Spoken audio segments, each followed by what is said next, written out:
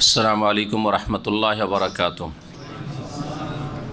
बिस्मिल्लाहिर रहमानिर रहीम। अल्हम्दुलिल्लाहि रब्बिल आलमीन वस्सलातु वस्सलामु अला सय्यिदिल मुरसलीन नबीना मुहम्मद व अला आलिहि व सहबिहि अजमाइन। अम्मा बाद फ़अऊज़ु बिल्लाहि मिनश शैतानिर रजीम। अम यक़ूलूना इफ़्तराह क़ुल फ़अतू बिअश्रि सुवरिन मिस्लिहि मुफ़्तरयात वदउ मन इस्तताअतुम मिन दूनिल्लाहि इन कुंतुम सादिक़ीन फ़इन लम यस्तजीबु लकुम फ़अलमू अन्नमा उन्ज़िला बिइल्मिल्लाह व ला इलाहा इल्ला हु फ़अल अंतुम मुस्लिमून।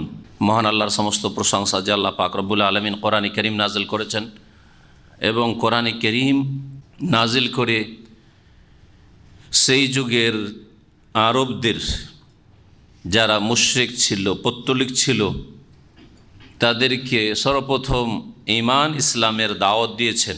আল্লাহর প্রতি, আল্লাহর কিতাব কোরআনুল কারীমের প্রতি, আল্লাহ রসুল সাল্লাল্লাহু আলাইহি সাল্লামের প্রতি। যারা কোরআনে কারীমকে কালামুল্লাহ, আল্লাহর বাণী মানতে অস্বীকার করেছে, তাদেরকে আল্লাহ রাব্বুল আলামিন চ্যালেঞ্জ করেছেন।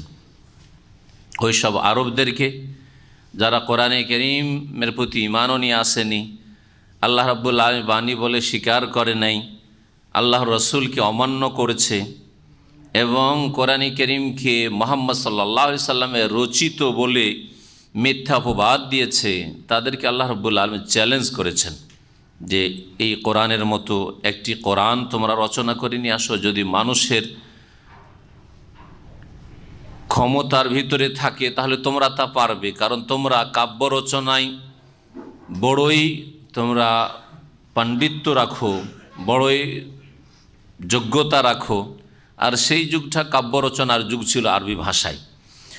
আরবি ভাষার সেই যুগ ফাসাহাত, বালাগাত, অলঙ্কারের যুগ ছিল। বড় বড় কবিরা সেই যুগে ছিল, যেই যুগে রাসূলুল্লাহ সাল্লাল্লাহু আলাইহি ওয়াসাল্লামের আবির্ভাব হয় এবং কোরআনে কারীম নাজিল হয়।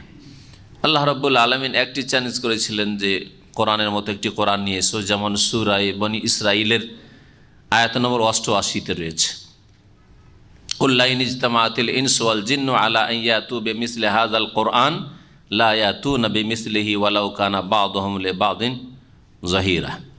হে নবী বলে দাও, লা ইন ইজতামাআতিল ইনসু ওয়াল জিন, যদি মানুষ এবং জিন একত্রিত হয়, আলা এই বিষয়ে একমত হই, সারা বিশ্বের সমস্ত মানুষ এবং জিন এক হয়ে যায় যে আলা আন ইয়াতু বিমিসলি হাযাল কুরআন, এই কোরআনের মতো একটি কোরআন নিয়ে আসবে, লা ইয়াতুনা বিমিসলিহি, এই কোরআনের মতো কোরআন তাদের রচনা করে নিয়ে আসা সম্ভব নয়, তারা সক্ষম নয় এই কাজে। ওয়ালাউ কানা বা'দুহুম লিবা'দিন যাহিরা, যদিও তারা একে অপরকে সার্বিক সহযোগিতা করে, তারপরে পারবে না। এই তো ছিল আল কোরআন সম্পর্কে, যে কোরআনের মতো একটি কোরআন নিয়ে এসো। কোরআনে কারীমে এই আয়াতে সূরা হুদের আয়াত নম্বর 13 এবং 14, এতে আল্লাহ রাব্বুল আলামিন চ্যালেঞ্জ করেছেন যে ঠিক আছে, কোরআনের মতো একটি কোরআন নিয়ে আসতে পারবে না, তাহলে স্বীকার করে নাও যেটি আল্লাহর বাণী, রাসূলুল্লাহ সাল্লাল্লাহু আলাইহি সাল্লামের প্রতি ওহী করা হচ্ছে, আর আল্লাহর কথা মুহাম্মদুর রাসূলুল্লাহ সাল্লাল্লাহু আলাইহি সাল্লাম পৌঁছিয়ে দিচ্ছেন, তোমরা ঈমান নিয়ে আসো, তাও মানবে না। তাহলে ঠিক আছে, তোমাদেরকে কিছুটা ছাড় দেওয়া হলো। সেটা হচ্ছে যে গোটা কোরআন রচনা করে না নিয়ে আসতে পারে কোরআনের মতো কোরআন, তো 10টি সূরা নিয়ে আসো, ফাতু বিআশরি সুওয়ার, 10টি সূরা এই রকমের নিয়ে আসো, ছোট ছোট 10টি সূরাই নিয়ে আসো, অসুবিধা নেই। তাতেও তারা অপারগতা প্রকাশ পারল না। আল্লাহ রাব্বুল আলামিন সূরা বাকারা আয়াত নম্বর 23-এ চ্যালেঞ্জ করেছেন যে কোরআনও নিয়ে আসতে পারলেন না, কোরআনের মতো একটি কোরআন রচনা করে 10টি সূরাও নিয়ে আসতে পারলেন না, তো একটি সূরা নিয়ে আসো। ওয়াইন কুনতুম ফি রাইবি মিম্মা নাযালনা আলা আবদিনা ওয়াইন কুনতুম ফি রাইবি মিম্মা নাযালনা আলা আবদিনা ফাতু বিসূরাতিম মিন মিসলিহি ওয়াদউ শুহাদাআকুম মিন দুনিল্লাহি ইন কুনতুম সাদিকিন। ওয়াইন কুনতুম ফি রাইব, তোমরা যদি সন্দেহে থাকো, মিম্মা নাযালনা আলা আবদিনা, আমার বান্দা মুহাম্মদ সাল্লাল্লাহু আলাইহি ওয়াসাল্লামের প্রতি যা নাজিল করেছি সে সম্পর্কে বিশ্বাস করেন না যে এটা তারই গড়া হইতো বা তাকে কেউ রচনা করে দিচ্ছে, সহযোগিতা করেছে, আল্লাহর কালাম, আল্লাহর বাণী নয়, ওহী নয়। ফাতু বিসূরাতিম মিন মিসলিহি, তাহলে এইরকমই একটা সূরা নিয়ে আসো। কোরআনে কারীমের সূরার মধ্যে একটি সূরা ইখলাসের মতো, সূরা কাউসারের মতো, সূরাতুল আসরের মতো যে কোনো ছোট বড় একটি সূরা নিয়ে আসো। একা নিয়ে আসতে পারবে না, বা শুধু মক্কার আরব মুশরিকরা নিয়ে আসতে পারবে না, তো ওয়াদউ শুহাদাআকুম মিন দুনিল্লাহ, আল্লাহ বাদ দিয়ে তোমাদের সহযোগী যত থাকে পৃথিবীতে নিয়ে আসো দেখি, ইন কুনতুম সাদিকিন, যদি তোমরা সত্যবাদী হও। ফাইন লাম তাফালু, যদি না করতে পারো, ওয়ালান তাফালু, আর কখনো পারবে না করতে, কোশ্চিন কালেও পারবে না। ফাইন লাম তাফালু ওয়ালান তাফালু, তাহলে আল্লাহ রাব্বুল আলামিন আযাবকে ভয় করো এবং কোরআনের প্রতি ঈমান নিয়ে আসো।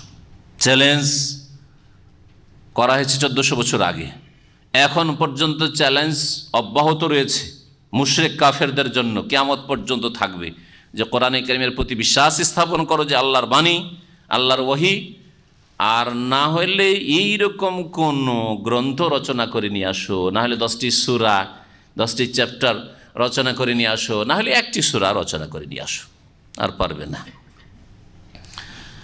আল্লাহ পাক ইরশাদ করছে, আমি ইয়াকুলুন ইফতারাহ, তারা কি কথা বলে, এই কাফের মুশরিকরা, ইফতারাহু মানে ইফতারাহু মুহাম্মাদুন সাল্লাল্লাহু আলাইহি ওয়াসাল্লাম, মুহাম্মদ সাল্লাল্লাহু আলাইহি ওয়াসাল্লাম এটা রচনা করেছে নিজেই, অথবা কেউ রচনা করে দিয়েছে, যেমন অন্য জায়গায় ওরা মিথ্যা অপবাদ দিত নবীর ওপর, যে ওয়ানাহু আলাইহি কওমুন আখার, অন্যরা তাকে সাহায্য করছে। কুল, হে নবী জানিয়ে দাও, এরা যদি বলে যেটা মুহাম্মাদের রচিত কোরআন, কুল ফাতু বিআশরি সুওয়ারি মিসলিহি, এর মতোই এই কোরআনে যেরকম সূরাগুলি রয়েছে সেই রকমই 10টি সূরা নিয়ে আসো তো দেখি। মুফতারায়াত, রচনাকৃত মানে তোমাদের রচিত।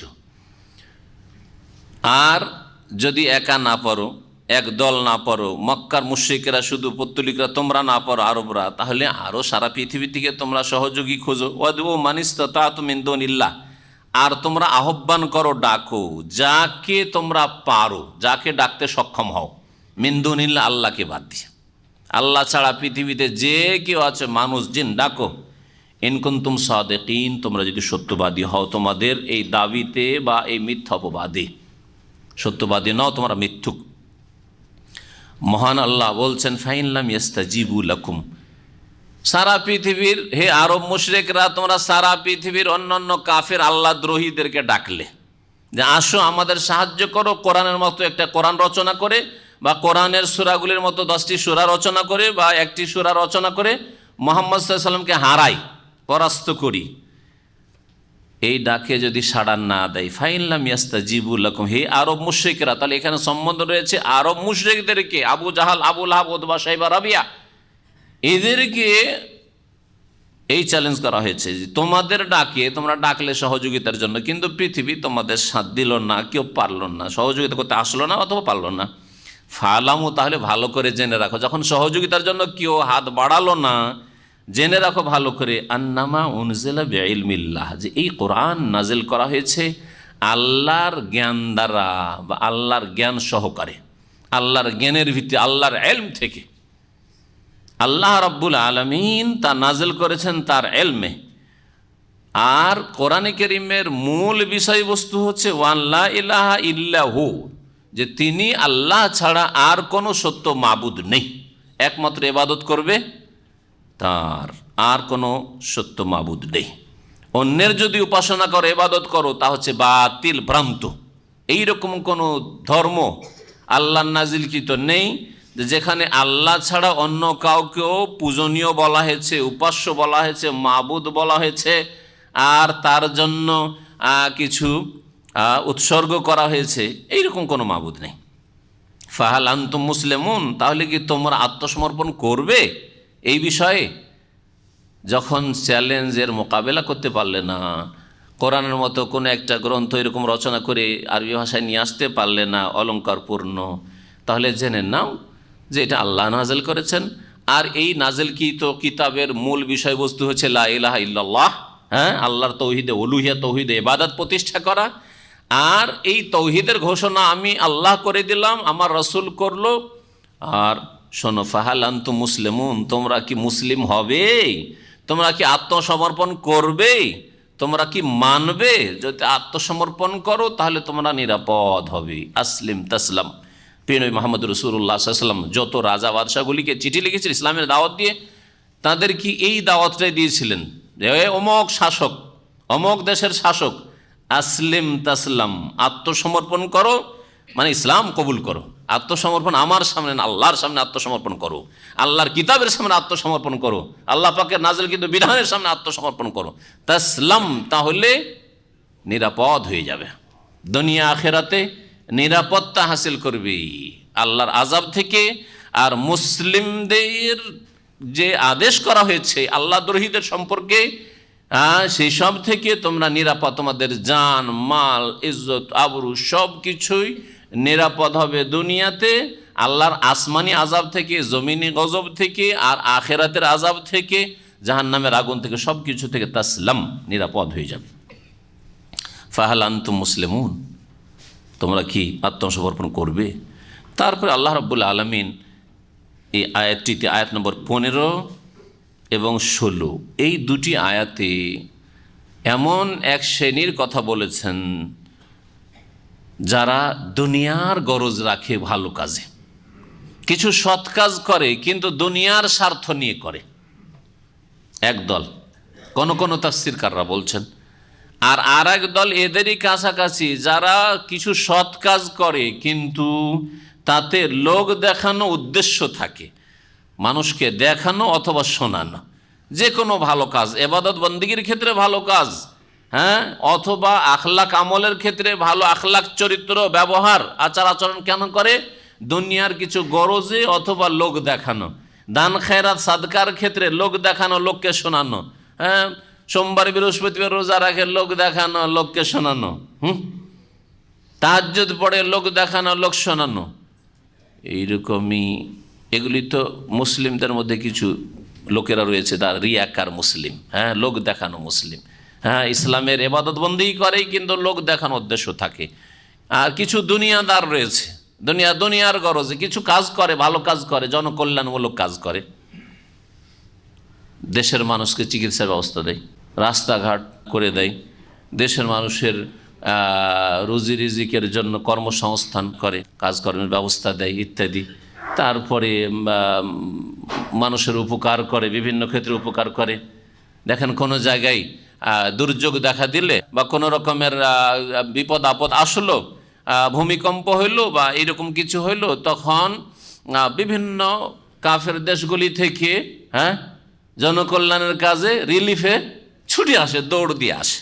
এরাও এই আয়াতের অন্তর্ভুক্ত, যারা দুনিয়ার গরজ ছাড়া, মানবতা হয়তো খুব ভালো, যদি তাদের সৎ নিয়ত থাকে তো ইনসানিয়ত, হিউম্যানিটি, মানবতা।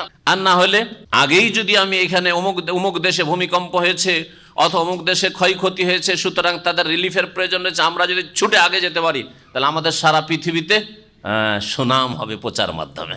এগুলি গরজ হয়তো সুখ্যাতি হবে যে আমরা মানবাধিকার বা মানবতা আমাদের মধ্যে রয়েছে ইত্যাদি, অথবা আমাদের শোনা হবে, তখন আমাদের দুনিয়ার যে উদ্দেশ্য আছে সেই ক্ষেত্রে আমরা নেতৃত্ব, কারো উদ্দেশ্য, কারো আরও কোনো উদ্দেশ্য, সেই ক্ষেত্রে আমরা সার্থক হব, আমাদের শ্রম সার্থক হবে ইত্যাদি। এসব উদ্দেশ্য করে লোক দেখানো কাজ করে, অথবা দুনিয়ার গরজে কাজ করে, ইবাদত বন্দেগীর কাজ হোক অথবা একজনের অপরজনের সাথে ভালো আচরণ হোক, তাতে দুনিয়ার গরজ যদি থাকে অথবা রিয়াকারী, লোক দেখানো, লোককে শোনানো উদ্দেশ্য থাকে, তাদের সম্পর্কে কঠোর শাস্তির কথা বলা হয়েছে আয়াতে।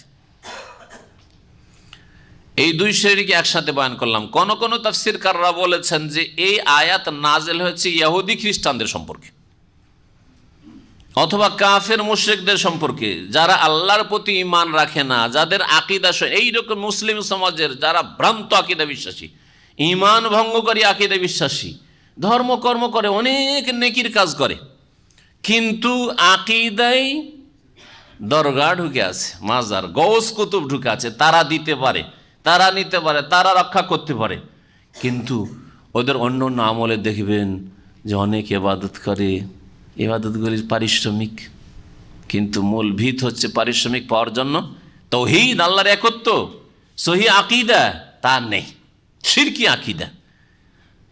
ইবাদত বন্দেগী করে কিন্তু রাসূলুল্লাহ সাল্লাল্লাহু আলাইহি ওয়াসাল্লাম তরিকায় করে না, বিদআতি তরিকায় কাজ করে, ওরাও এতে শামিল হবে।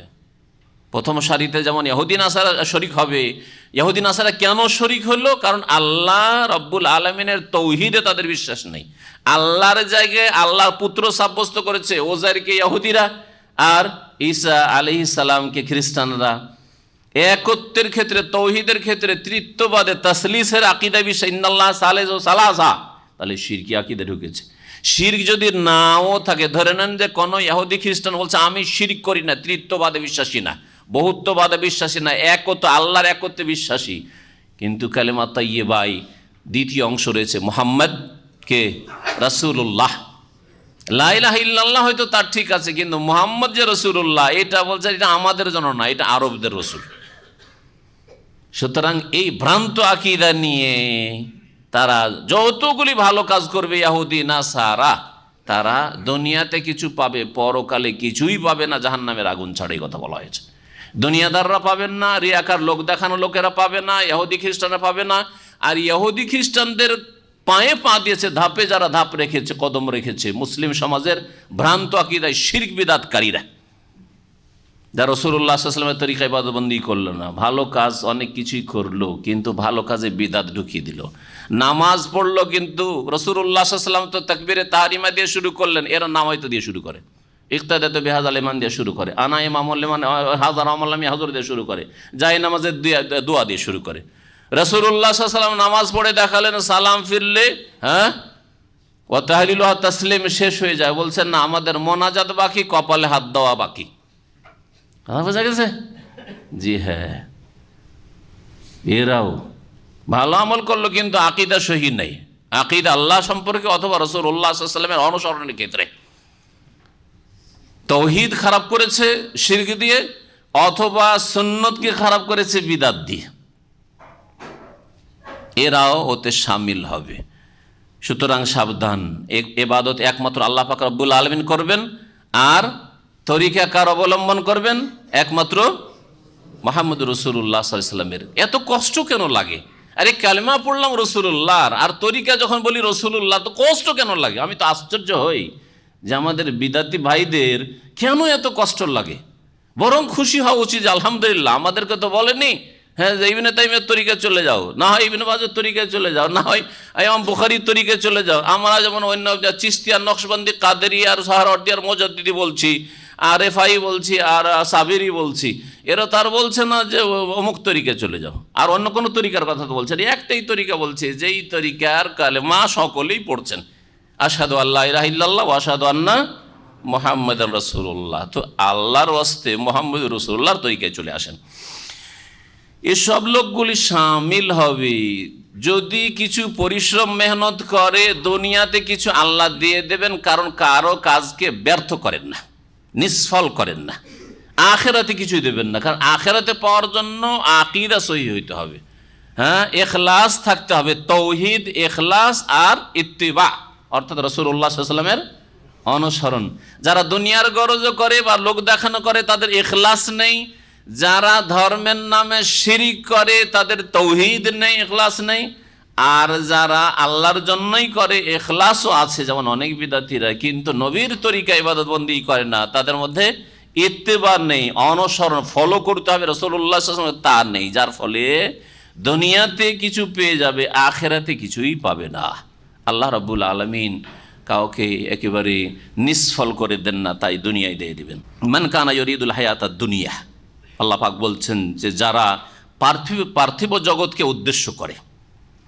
এই তো বললাম দিন সম্পর্কে ব্যাখ্যা, যে দিন পালন করতে গিয়ে বা নেকির কাজ করতে গিয়ে, তাহলে এগুলো হচ্ছে পারলৌকিক কাজ। একটা ভালো কাজ করার পরে দুনিয়া তো কিছু আমি পাবো, আখেরাতে কিছু পাবো। এই ক্ষেত্রে তাফসীর করলাম যে তিনটি কথা বললাম, হ্যাঁ, ইহুদি নাসারাদের সম্পর্কে বললাম, দুনিয়াদারদের সম্পর্কে বললাম, আর যারা লোক দেখানো করে ওদের সম্পর্কে বললাম, তাই না? আর ইহুদি নাসারাদের অনুসারী যারা শিরিক বিদআতে লিপ্ত মুসলিম সমাজে, তাদের সম্পর্কে বললাম। তাহলে যদি একটা একটা করে ধরা হয় তো চারটা হয়ে গেল, যদিও এই চারটাকে দুটোর মধ্যে আপনি ঢোকাতে পারবেন। আর একটা দল আছে যারা দুনিয়ার কাজ করেছে, এই আয়াতের ব্যাখ্যাতে তারাও শামিল। দিনের কাজ করেনি, ধর্মের নামে কোনো কাজ করেনি, কিন্তু দুনিয়ার ক্ষেত্রে মেহনত করেছে। কেউ যদি দুনিয়ার ক্ষেত্রে পরিশ্রম করে, সময় যে আল্লাহ দিয়েছেন, আয়ু দিয়েছেন, এটাকে ভালো কাজে লাগায়, দুনিয়ার ভালো কাজে, হ্যাঁ, তাহলে কি ওর ফল পাবে না? ফল পাবে না পাবে না? হ্যাঁ, একজন ইহুদি খ্রিস্টান নাস্তিক সায়েন্সের ময়দানে টেকনোলজিতে মেহনত পরিশ্রম করেছে, তো আল্লাহ ওদেরকে বৈজ্ঞানিক বানিয়েছে। কেউ মোবাইল তৈরি করলো, কেউ আইফোন তৈরি করলো, তো কেউ গ্যালাক্সি তৈরি করলো, তো কেউ টিভি তৈরি করলো, তো কেউ আর কিছু তৈরি করলো, ঠিক কিনা? হ্যাঁ, এই আয়াতে ওই কথা শামিল আছে। আর একজন কেউ বসে থাকলো, ওইসব মেহনত করলো না, তাহলে মেহনত করলো না, ফল পেল না। আল্লাহ রাব্বুল আলামিনের ন্যায় নীতি হচ্ছে, আদল ইনসাফ হচ্ছে, পার্থিব কাজে কেউ যদি পরিশ্রম করে তাহলে সে তার ফল পাবে। এ তো সায়েন্স টেকনোলজির কথা বললাম। আপনার আমার ব্যক্তি জীবনে বলি, বড় বড় আকাশ ছোঁয়া কথা না বললে একেবারে বাস্তব জীবনের কথা বলি। আপনি আলহামদুলিল্লাহ ছোট থেকে কর্মঠ মেহনতি পরিশ্রমী বাপ, যখনই মা পাঠিয়েছে স্কুলে মাদ্রাসায় লেখাপড়া করেছেন, মেহনত করেছেন, আর তারপরে একজন যোগ্য ব্যক্তি হয়েছেন, বিদেশে এসেছেন, ভালো আপনার কাজকর্ম পেয়েছেন, ঠিক কিনা? পেলেন না পেলেন না? দুনিয়া মেহনত করেছেন, ফল পেয়েছেন। মান জাদ্দা ওয়াজাদা, যেই ব্যক্তি মেহনত পরিশ্রম করবে সে পাবে তার ফল। আরেকজনকে মাদ্রাসা পাঠিয়েছে, স্কুলে পাঠিয়েছে, লেখাপড়া করেনি, বাটমারি করেছে, রাস্তায় বসে থেকেছে, আমবাগানে খেলা করে চলে এসেছে। আমরা ছোটকালে দেখেছি এরকম, আমাদের সাথে মেলা স্কুলে যেত, মাদ্রাসা যেত, আমবাগানে বসে থেকে থেকে যখন ছুটি, মাদ্রাসা স্কুল ছুটি হওয়ার সময় হলো, বাড়িতে ফিরে চলে আসলো। বাপ মা মনে করলো যে মাদ্রাসা থেকে ফিরে এসছে ছেলে, স্কুল থেকে ফিরে এসছে। আছে না নেই? লেখাপড়ার জন্য পাঠিয়েছে, ওই স্কুল থেকে মাদ্রাসাতে রেখে এসছে, হোস্টেল ওখান থেকে পালিয়ে চলে এসছে। মেলা কেউ এরকম আছে। তো মেহনত করেনি, পরিশ্রম করেনি, আজকে রাস্তা ক্লিন করতে হচ্ছে 12 ঘন্টার দিনে। সবচেয়ে বেশি মেহনত করা সবচেয়ে কম পারিশ্রমিক পায়।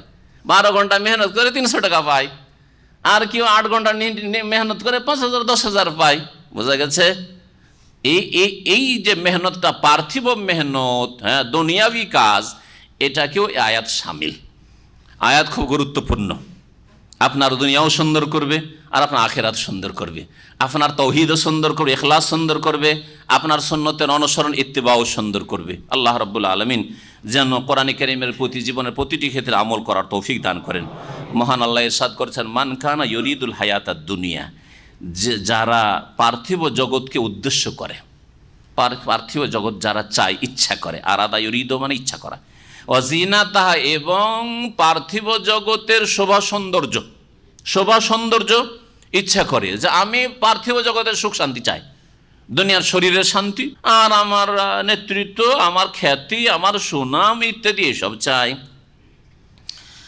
দুনিয়ার গরজে করেছি, এক কথায় যতগুলি ব্যাখ্যা করলাম সবগুলি এতে শামিল। দুনিয়ার উদ্দেশ্য, নুওয়াফি ইলাইহিম আমালহুম ফিহা, আল্লাহ বলছেন পূর্ণ মাত্রায় তাদেরকে তাদের কর্মের প্রতিদান দিয়ে দেব। দুনিয়ার কাজ করেছে, মেহনত পরিশ্রম করেছে, দিয়েছেন আল্লাহ রাব্বুল আলামিন।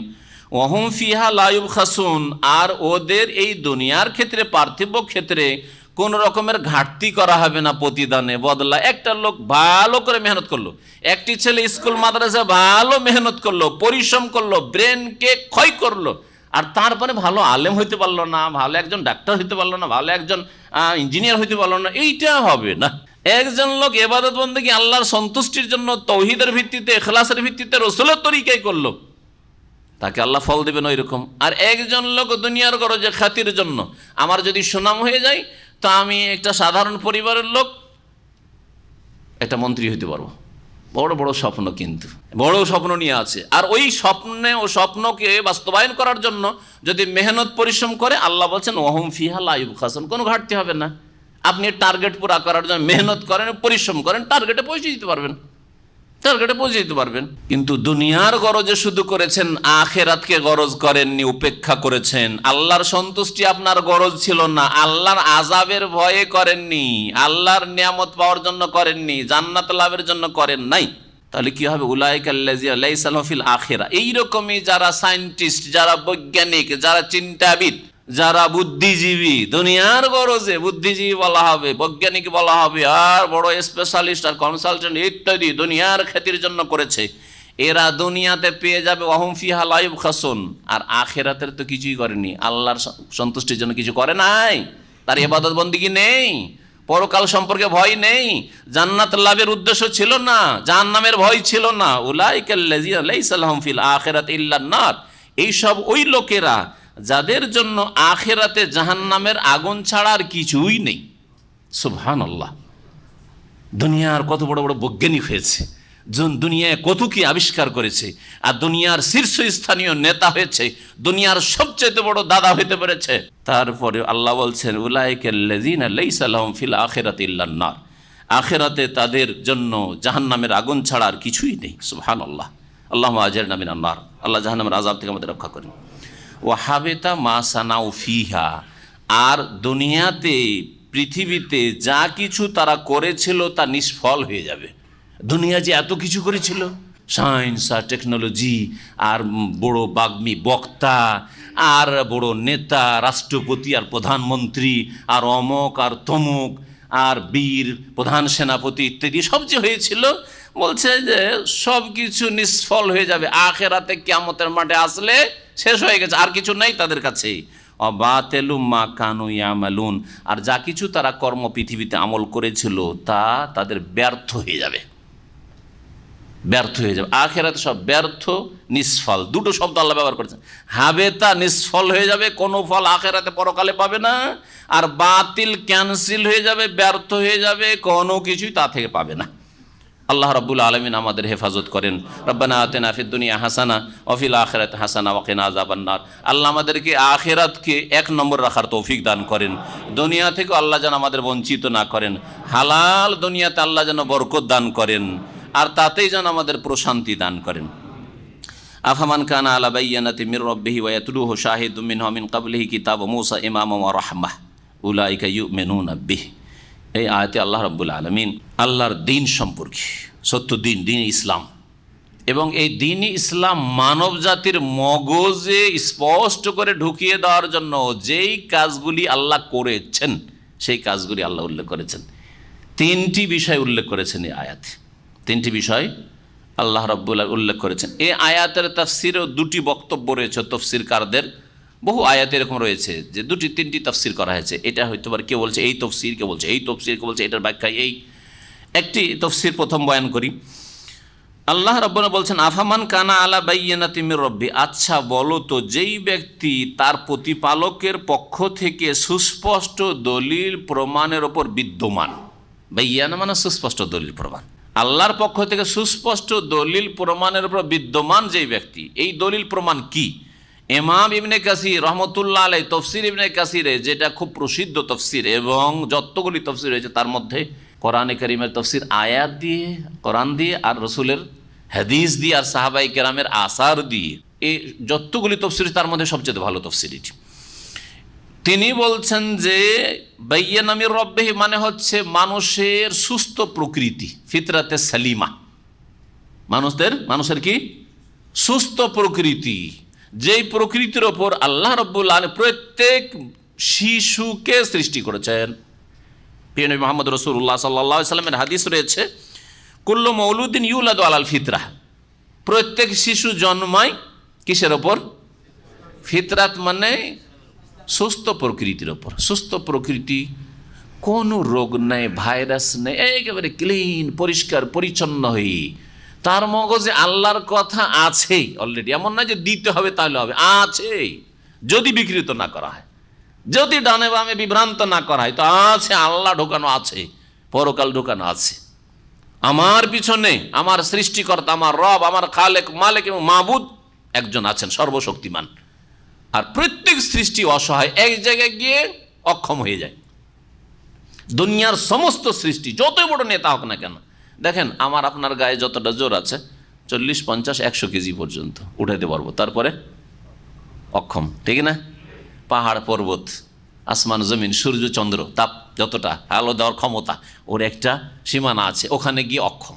তাহলে এগুলি সব মখলুক, এগুলি সব মখলুক। এইরকমই নদী, নালা, সাগর, মহাসাগর, যত আল্লাহ রাব্বুল আলামিন সৃষ্টি, জিন, ইনসান, মালায়েকা, ফেরেশতা, তাদের ক্ষমতা সীমিত রয়েছে। এমন একটা পর্যায়ে আছে যেখানে গিয়ে জিবরাইল অক্ষম, আর পারছি না আমি, এর বেশি আমি পারবো না, কারণ এর বেশি আমার ক্ষমতা নেই, আল্লাহ আমাকে দেননি, ঠিক না? এইটা কিসের পরিচয়? মখলুক, সৃষ্টি।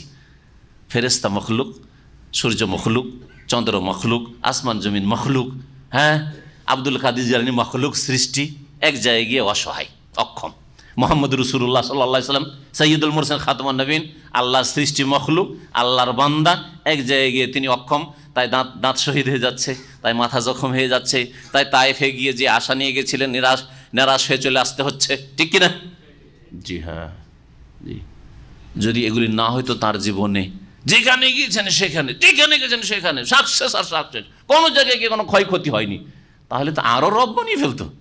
এমনিতে যখন রব বানিয়ে ফেলেছে কবর পূজারীরা, আব্দুল কাদের জিলানী যদি মারা না যেতেন তাহলে তো এতে কোনো সন্দেহ ছিল যে সবচেয়ে বড় রব বানিয়ে ফেলতো, যে আল্লাহ নিজের রুবুবিয়্যাতটা আব্দুল কাদের জিলানীকে দিয়ে দিয়েছে, ঠিক না?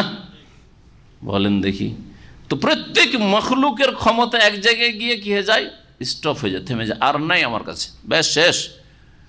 আজ আর ক্ষমতা শেষ হয় না। আলা কুল্লি শাইইন কাদির, তিনি একমাত্র আল্লাহ, তিনি একমাত্র রব, তিনি খালেক, তিনি রাজিক। এই যে একটা প্রকৃতি, যে কোনো শিশু জন্মায় এই প্রকৃতির উপর জন্মায়। ফাআবাওয়াহু ইউহাউওয়িদানিহি আও ইউনাসসিরানিহি আও ইউমাজ্জিসানিহি, অতঃপর তার বাপ মা ইহুদি হলে ইহুদি বানিয়ে দেয়, খ্রিস্টান হলে খ্রিস্টান বানিয়ে দেয়, মজুস অগ্নি পূজক, ইরানি হলে অগ্নি পূজক বানিয়ে দেয়, হ্যাঁ, যে যেমন বদাকিদার হলে বদাকিদা বানিয়ে দেয়, জি, আটরজি হলে আটরজি বানিয়ে দেয়। আরও হাদিস রয়েছে, হাদিসে কুদসি আর একটি শোনাই, সহিহ মুসলিমে রয়েছে, আয়াজ বিন হেমার রাদিয়াল্লাহু তাআলা আনহু থেকে, কালা রাসূলুল্লাহ সাল্লাল্লাহু আলাইহি ওয়াসাল্লাম ইয়াকুলুল্লাহ তাআলা, মহান আল্লাহ ইরশাদ করেছেন হাদিসে কুদসিতে, ইন্নী খালাকতু ইবাদি হুনাফা, আমি আমার বান্দাদের যখন সৃষ্টি করেছি আল্লাহ অভিমুখী করে, হনাফা হানিফ, আল্লাহ অভিমুখী করে, আল্লাহর দিকে ধাবিত করে, সবগুলি আল্লাহর দিকে ধাবিত। আরে কাল মার্কস আল্লাহর দিকে ধাবিত হয়ে পয়দা হয়েছে, যেদিন পয়দা হয়। জি হ্যাঁ, সবগুলি বান্দাকে, সবগুলি সৃষ্টিকে আমি কি করে পয়দা করেছি? হানিফ করে পয়দা করেছি। ইব্রাহিম আলাইহিস সালাম হানিফ ছিলেন, হ্যাঁ, বাল মিল্লাতা ইব্রাহিম হানিফা ওয়া মা কানা মিনাল মুশরিকিন, হানিফ করে, হনাফা করে আল্লাহ সকলকে পয়দা করেছেন। তারপরে ফাজাআতহুমুশ শায়াতিন, শয়তান তাদের কাছে এসেছে, যাকে যাকে গোমরাহ করেছে তাদের কাছে কি এসেছে? শয়তান এসেছে। ফাজতালাতহুম আন দীনিহিম, তারপরে তাদের আল্লাহ প্রদত্ত দিন থেকে, যাদের যে সুস্থ তাদের প্রকৃতি ফিতরাতে সালিমা ছিল, এতে থেকে তাদেরকে টেনে হেঁচড়ে নিয়ে গেছে, টেনে হেঁচড়ে নিয়ে চলে গেছে। ওয়া হাররামতু আলাইহিম মা আহলালতু লাহুম, আর তাদের ওপর আমি হারাম করেছি যা হারাম করার, আর যা হালাল করার হালাল করেছি। ওয়া আমারতুহুম আন ইউশরিকু বিমা ওয়া হাররামাত আলাইহিম মা আহলালতু লাহুম, নবী করিম সাল্লাল্লাহু আলাইহি ওয়াসাল্লাম বলছেন যে আল্লাহ পাক রব্বানা বলছেন যে এই শয়তান এসে তাদেরকে উৎখাত করে নিয়ে গেছে, টেনে হেঁচড়ে আল্লাহর দিন থেকে নিয়ে গেছে। আর কি করেছে? যা আমি হালাল করেছিলাম তা হারাম করিয়েছে। অনেক কিছু হালাল কিন্তু হারাম করে বসে আছে, এরকম আছে ধর্মের নামে। যেমন হিন্দুদের গরু কি হারাম, ওদের কাছে হিন্দুদের কি হারাম। তো হিন্দুদেরকে শয়তান উৎখাত করেছে আল্লাহর দিন থেকে, শিকড় থেকে উঠিয়ে নিয়ে গেছে, শয়তান গোমরাহ করেছে, আল্লাহর হালাল রিজিক গরুকে তারা হারাম করে দিয়েছে। হারাম করেছে শয়তান তাদের জন্য যা আল্লাহ হালাল করেছেন। ও আমার তুহুম, আর এর বিপরীতটাও, যা আল্লাহ রাব্বুল আলামিন হারাম করেছেন তা শয়তান হালাল করেছে। শুকুর, আল্লাহ হারাম ওলাহামাল খিনজির, খ্রিস্টান প্রধান খাদ্য শুকুর না খেলে খ্রিস্টানি হয় না। আজকে মদ হারাম, উম্মুল খাবায়েস, মাদক দ্রব্য, মদ পশ্চিমা দেশে না খাওয়া মানুষ পাওয়াই মুশকিল, ঠিক না? না মিথ্যা বলছি? বাড়াবাড়ি বলছি? ও আমারতুহুম আন ইউশরিকু বিহি মা লাম ইউনাজ্জিল বিহি সুলতান, আর শয়তান তাদেরকে শিখিয়েছে যে আল্লাহর সাথে শিরিক করো। আমি যেটাকে শিরিক বলছি সেটাকে ধর্ম বলছে। তো এই কবর মাজার পূজার ধর্ম, দুর্গার ধর্ম, দরগার ধর্ম কার দেওয়া, কার অবদান? শয়তানের। শয়তানেদের উৎখাত করে নিয়ে গেছে। রাসূলুল্লাহ সাল্লাল্লাহু আলাইহি ওয়াসাল্লাম তারাকতুম আলাল মাহাজ্জাতিল বায়দা, সুস্পষ্ট পথের উপর, রাজপথে রাসূলুল্লাহ সাল্লাল্লাহু আলাইহি ওয়াসাল্লাম ছেড়ে গেলেন, আর তার উম্মতের লোকেরা কবর মাজার পূজায় লিপ্ত হয়ে গেল। বড় আফসোসের কথা, শয়তান এদের উৎখাত করে নিয়ে গেছে, যে সম্পর্কে আমি কোনো দলিল নাজিল করি। তাহলে বাইয়িনা রবের পক্ষ থেকে হচ্ছে সুস্থ কি প্রকৃতি। এক, আল্লাহ মানুষকে হেদায়েত করে সুস্থ প্রকৃতি দিয়েছেন। 2 নম্বর, ওয়ায়াতলুহু শাহিদু মিনহু, তালা ইয়াতলু মানে পাঠ করা হয় একটা অর্থ, এখানে ওই অর্থ নেই। যদিও কেউ কেউ অর্থ করেছে, কিন্তু এই অর্থ তাফসিরকাররা কেউ করেনি। বাংলা অনুবাদে যেমন তাইসিরুল কোরআনে তেলাওয়াতের অর্থ ইয়াতুলু মানে তেলাওয়াত করেছে, পাঠ করা, এই অর্থ কোনো তাফসিরকাররাই করেননি। তালায়াতুলুর শাব্দিক অর্থ হচ্ছে পরে আসা, পরে আসা, অনুসরণ করা। আমরা যে কোরআনে কারীম তেলাওয়াত করি, একে তেলাওয়াত কেন বলা হয়? তেলাওয়াতের শাব্দিক অর্থ যখন অনুসরণ করা, কারণ কোরআন পাঠের উদ্দেশ্য হচ্ছে কোরআন ফলো করা, অনুসরণ করা। জি, এই জন্য শাইখুল হাসান রহমতুল্লাহ বলছেন কোরআন তেলাওয়াত দুই রকম। একটা হচ্ছে শব্দের তেলাওয়াত, তেলাওয়াত লাফজিয়া, শব্দের তেলাওয়াত, শুধু আপনি পড়ে যাচ্ছেন আপনি, হ্যাঁ, এটা শব্দের তেলাওয়াত।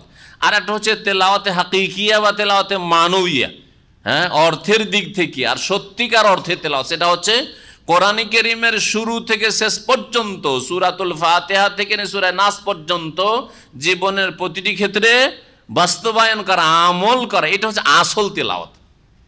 কেউ যদি কোরআন কারীমের তেলাওয়াত আরবিতে নাও করে, শব্দের তেলাওয়াত, শুধু আজকালকার সিম্পল হাফেজ যারা একটা অর্থ বুঝে না, তাদের মতো হাফেজও হইল না আর কারিও হইল না, কিন্তু কোরআনের একটি আয়াতের প্রতি আমল বাদ দিল না। যেখানে সুযোগ আসলো আমলের চান্সে থাকলো যে কখনো সুযোগ পাবো।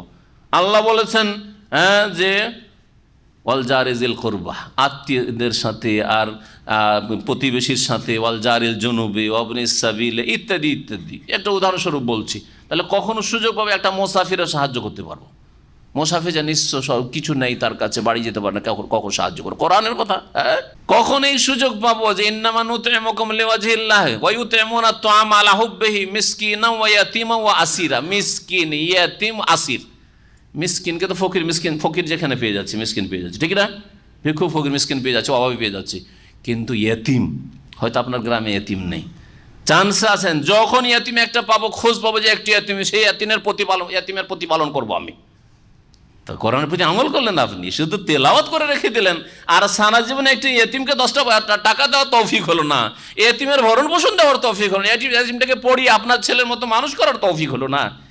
এই তেলাওয়াত আল্লাহ চেয়েছেন, ওই তেলাওয়াত চাননি। আসল তেলাওয়াত হচ্ছে এই তেলাওয়াত, এতিমের উপর আমল হলো। আসিরা, বন্দিকেও খেতে দেয়। বন্দির সুযোগ নিয়ে আসে, বন্দি কোথায় পাবো? সুযোগ পেয়েছে একজন মজলুম বন্দি, বেচারা মজলুম, নির্যাতিত, তাকে এমন নয় যে সে খুনি অপরাধী সেজন্য তাকে জেলে বন্ধ করা হয়েছে, আর তাকে আপনি খাদ্য দেওয়ার বা তার পরিবারকে, তার খরচ খরচা চালাবার, পরিবারের কেউ নেই, খরচ খরচা আপনি বহন করছেন, বা তাকে বন্দি জীবন থেকে মুক্ত করার জন্য আপনি সাহায্য করছেন। জি হ্যাঁ, তাহলে আপনি কোরআনের এই আয়াতের সত্যিকার তেলাওয়াত করলে, এটা হচ্ছে তেলাওয়াতে হাকিকি, আসল তেলাওয়াত। কেউ যদি শব্দের তেলাওয়াত নাও করতে পারে, শুধু একটা একটা করে আমল করে, এটা হচ্ছে আসল তেলাওয়াত, যে তেলাওয়াতের জন্য আল্লাহ কোরআনে কারীম নাযিল করেছেন।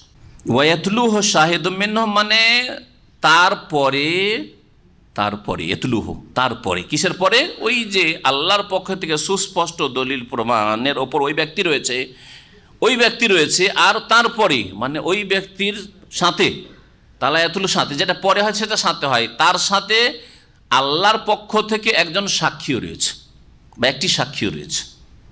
শাহিদুন মিনহু মানে মিন আল্লাহ, আল্লাহর পক্ষ থেকে তারপরে পরে একটি সাক্ষীও তার কাছে রয়েছে।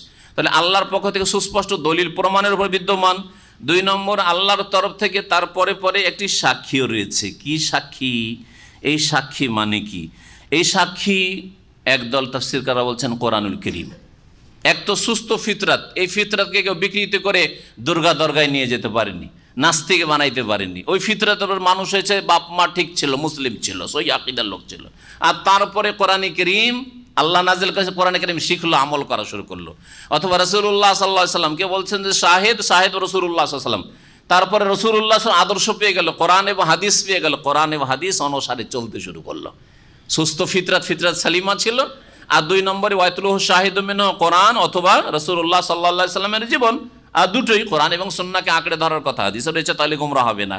3 নম্বরে আপনার ঈমান আর অধিক মজবুত করার জন্য আপনার দিন যে সত্য দিনে ইসলাম, কোরআনে আসা দিনে ইসলাম, শেষ দিনে ইসলাম সারা বিশ্বের সমস্ত মানুষের জন্য, এর স্পষ্ট প্রমাণ হচ্ছে অমিন কাবলিহি কিতাব মুসা ইমামা ওয়া রাহমা, আর এর পূর্বে মুসা আলাইহিস সালামকে দেওয়া কিতাব তাওরাত রয়েছে, যাতে সত্যায়ন করা হয়েছে রাসূলুল্লাহ সাল্লাল্লাহু আলাইহি ওয়াসাল্লামের রিসালাতের ভবিষ্যদ্বাণী করা হয়েছে, কোরআনে কারীম সম্পর্কে ভবিষ্যদ্বাণী করা হয়েছে।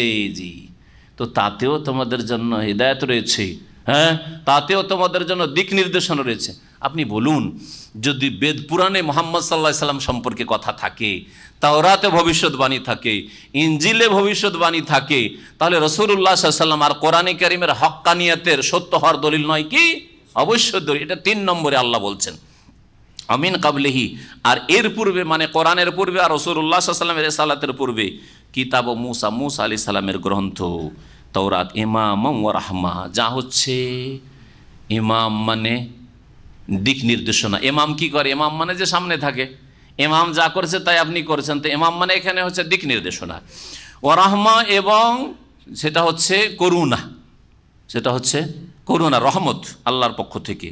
তাহলে তওরাত ছিল রহমত আল্লাহর পক্ষ থেকে, অবিকৃত তওরাত, যেটা মুসা আলাইহিস সালামের উপর নাযিল হয়েছিল। আজকের বর্তমান তওরাত ইনজিল বিকৃত, আজকের বর্তমান বাইবেল আল্লাহর কিতাব নয়, বিকৃত, অধিকাংশই তার বিকৃত।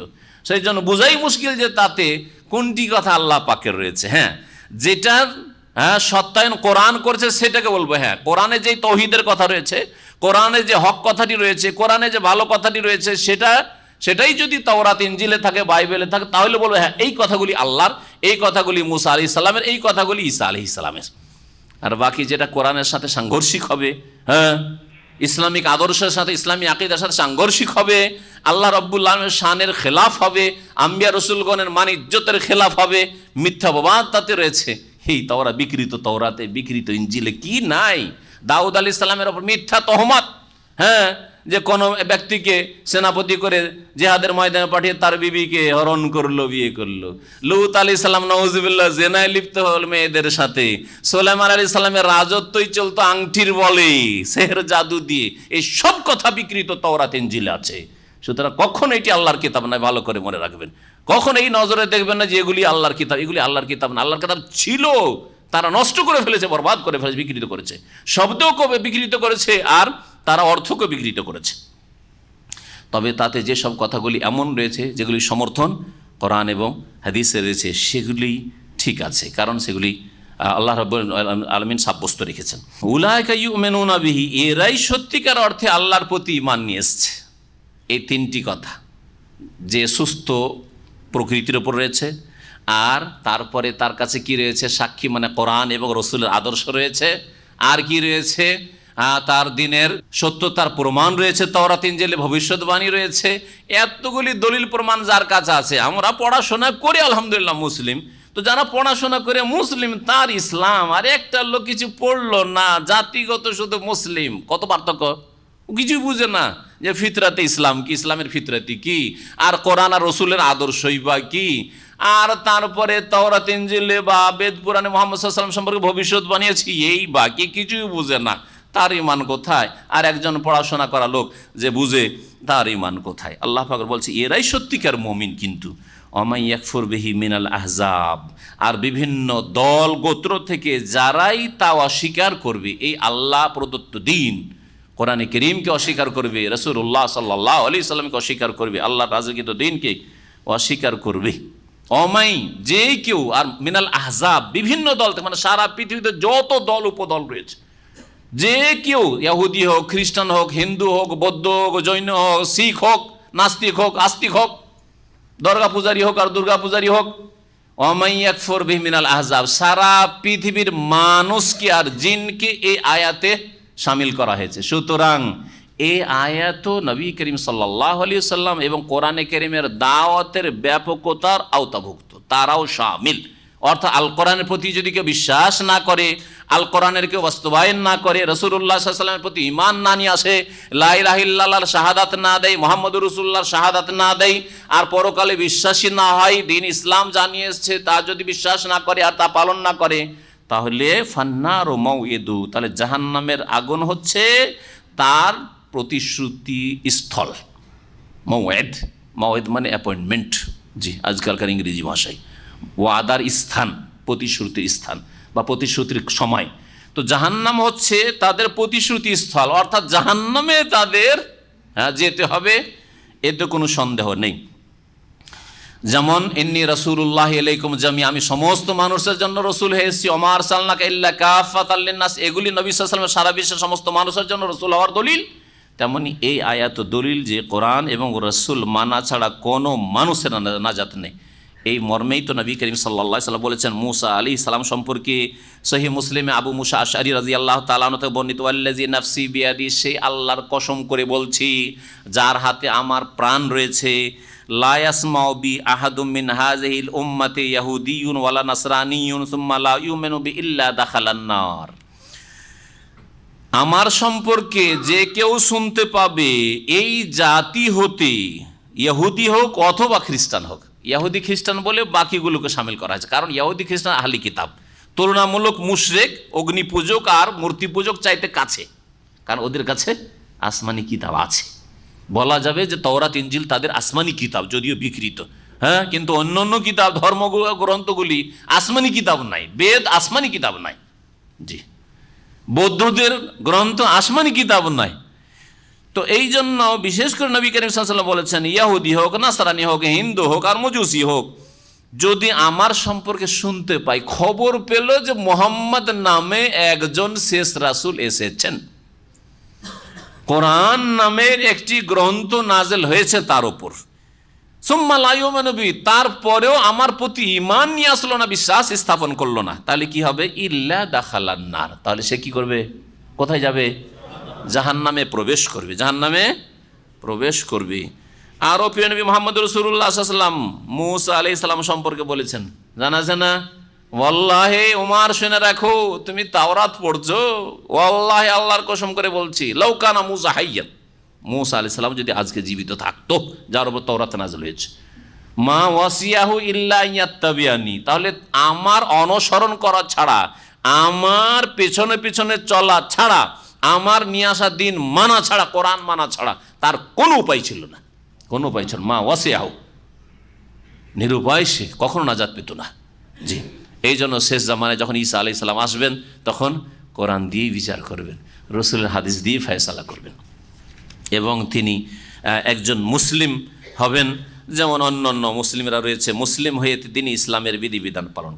আল্লাহ রাব্বুল বলছেন যে ওমা ইয়াকফুর মিনাল আহজাবি ফান্নারু মাওঈদু ফালা তাকু ফি মিরয়াতিম মিনহু, সুতরাং এ বিষয়ে তুমি সন্দিহান হইও না, হে নবী, হে নবী মুহাম্মদ সাল্লাল্লাহু আলাইহি ওয়াসাল্লাম, তুমি কোনো সন্দেহ করিও না যে যারা তোমাকে অস্বীকার করছে তারাও কল্যাণ পাবে না, তাদের সাথে প্রতিশ্রুতি হচ্ছে জাহান্নামের।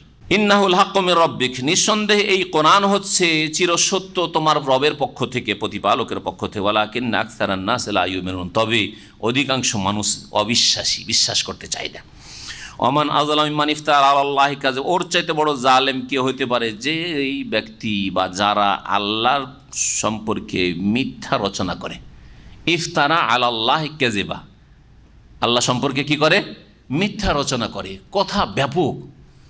আল্লাহ সম্পর্কে মিথ্যা রচনা মানে আল্লাহ নেই বলা, এটা যেমন শামিল, যেমন আল্লাহ আছে কিন্তু আল্লাহ পর্যন্ত পৌঁছার জন্য হিন্দুদের কাছে, পৌত্তলিকদের কাছে দেবদেবী লাগবে, আর কবর পূজারীদের কাছে গোস কুতুব ওলি লাগবে, ওসিলা ধরা লাগবে, এগুলি ইফতার আলাল্লাহি কাযিবা, আল্লাহ সম্পর্কে মিথ্যা রচনা। আল্লাহ সম্পর্কে মিথ্যা রচনা, আল্লাহ বলছেন আর রহমান আলা আরশিস ইস্তাওয়া, রহমান দয়াবান, আরও সে সমুন্নত, আর এরা বলছে যে সর্বত্র বিরাজমান। ওমান আযলামু মিম্মান ইফতারা আলাল্লাহি কাযিবা, ওর চাইতে বড় জালেম আর কে? মানে সবচেয়ে বড় জালেম তাহলে ওরা কারা? যারা আল্লাহ সম্পর্কে মিথ্যা রচনা করে। আল্লাহও বলেননি আল্লাহ সম্পর্কে, আর আল্লাহ রসুলও বলেননি। আল্লাহ সম্পর্কে কে সবচেয়ে বেশি জানেন? আল্লাহ নিজে সবচেয়ে বেশি জানেন। আর তারপরে কে সবচেয়ে বেশি জানেন? আল্লাহ রসুল সবচেয়ে ভালো জানেন, কারণ আল্লাহ তার সম্পর্কে রসুলকে ওহী মারফত জানিয়েছেন। না আমরা বেশি জানি? না আমাদের মুরব্বীরা বেশি জানে? বুজুর্গানে দিন বেশি জানে?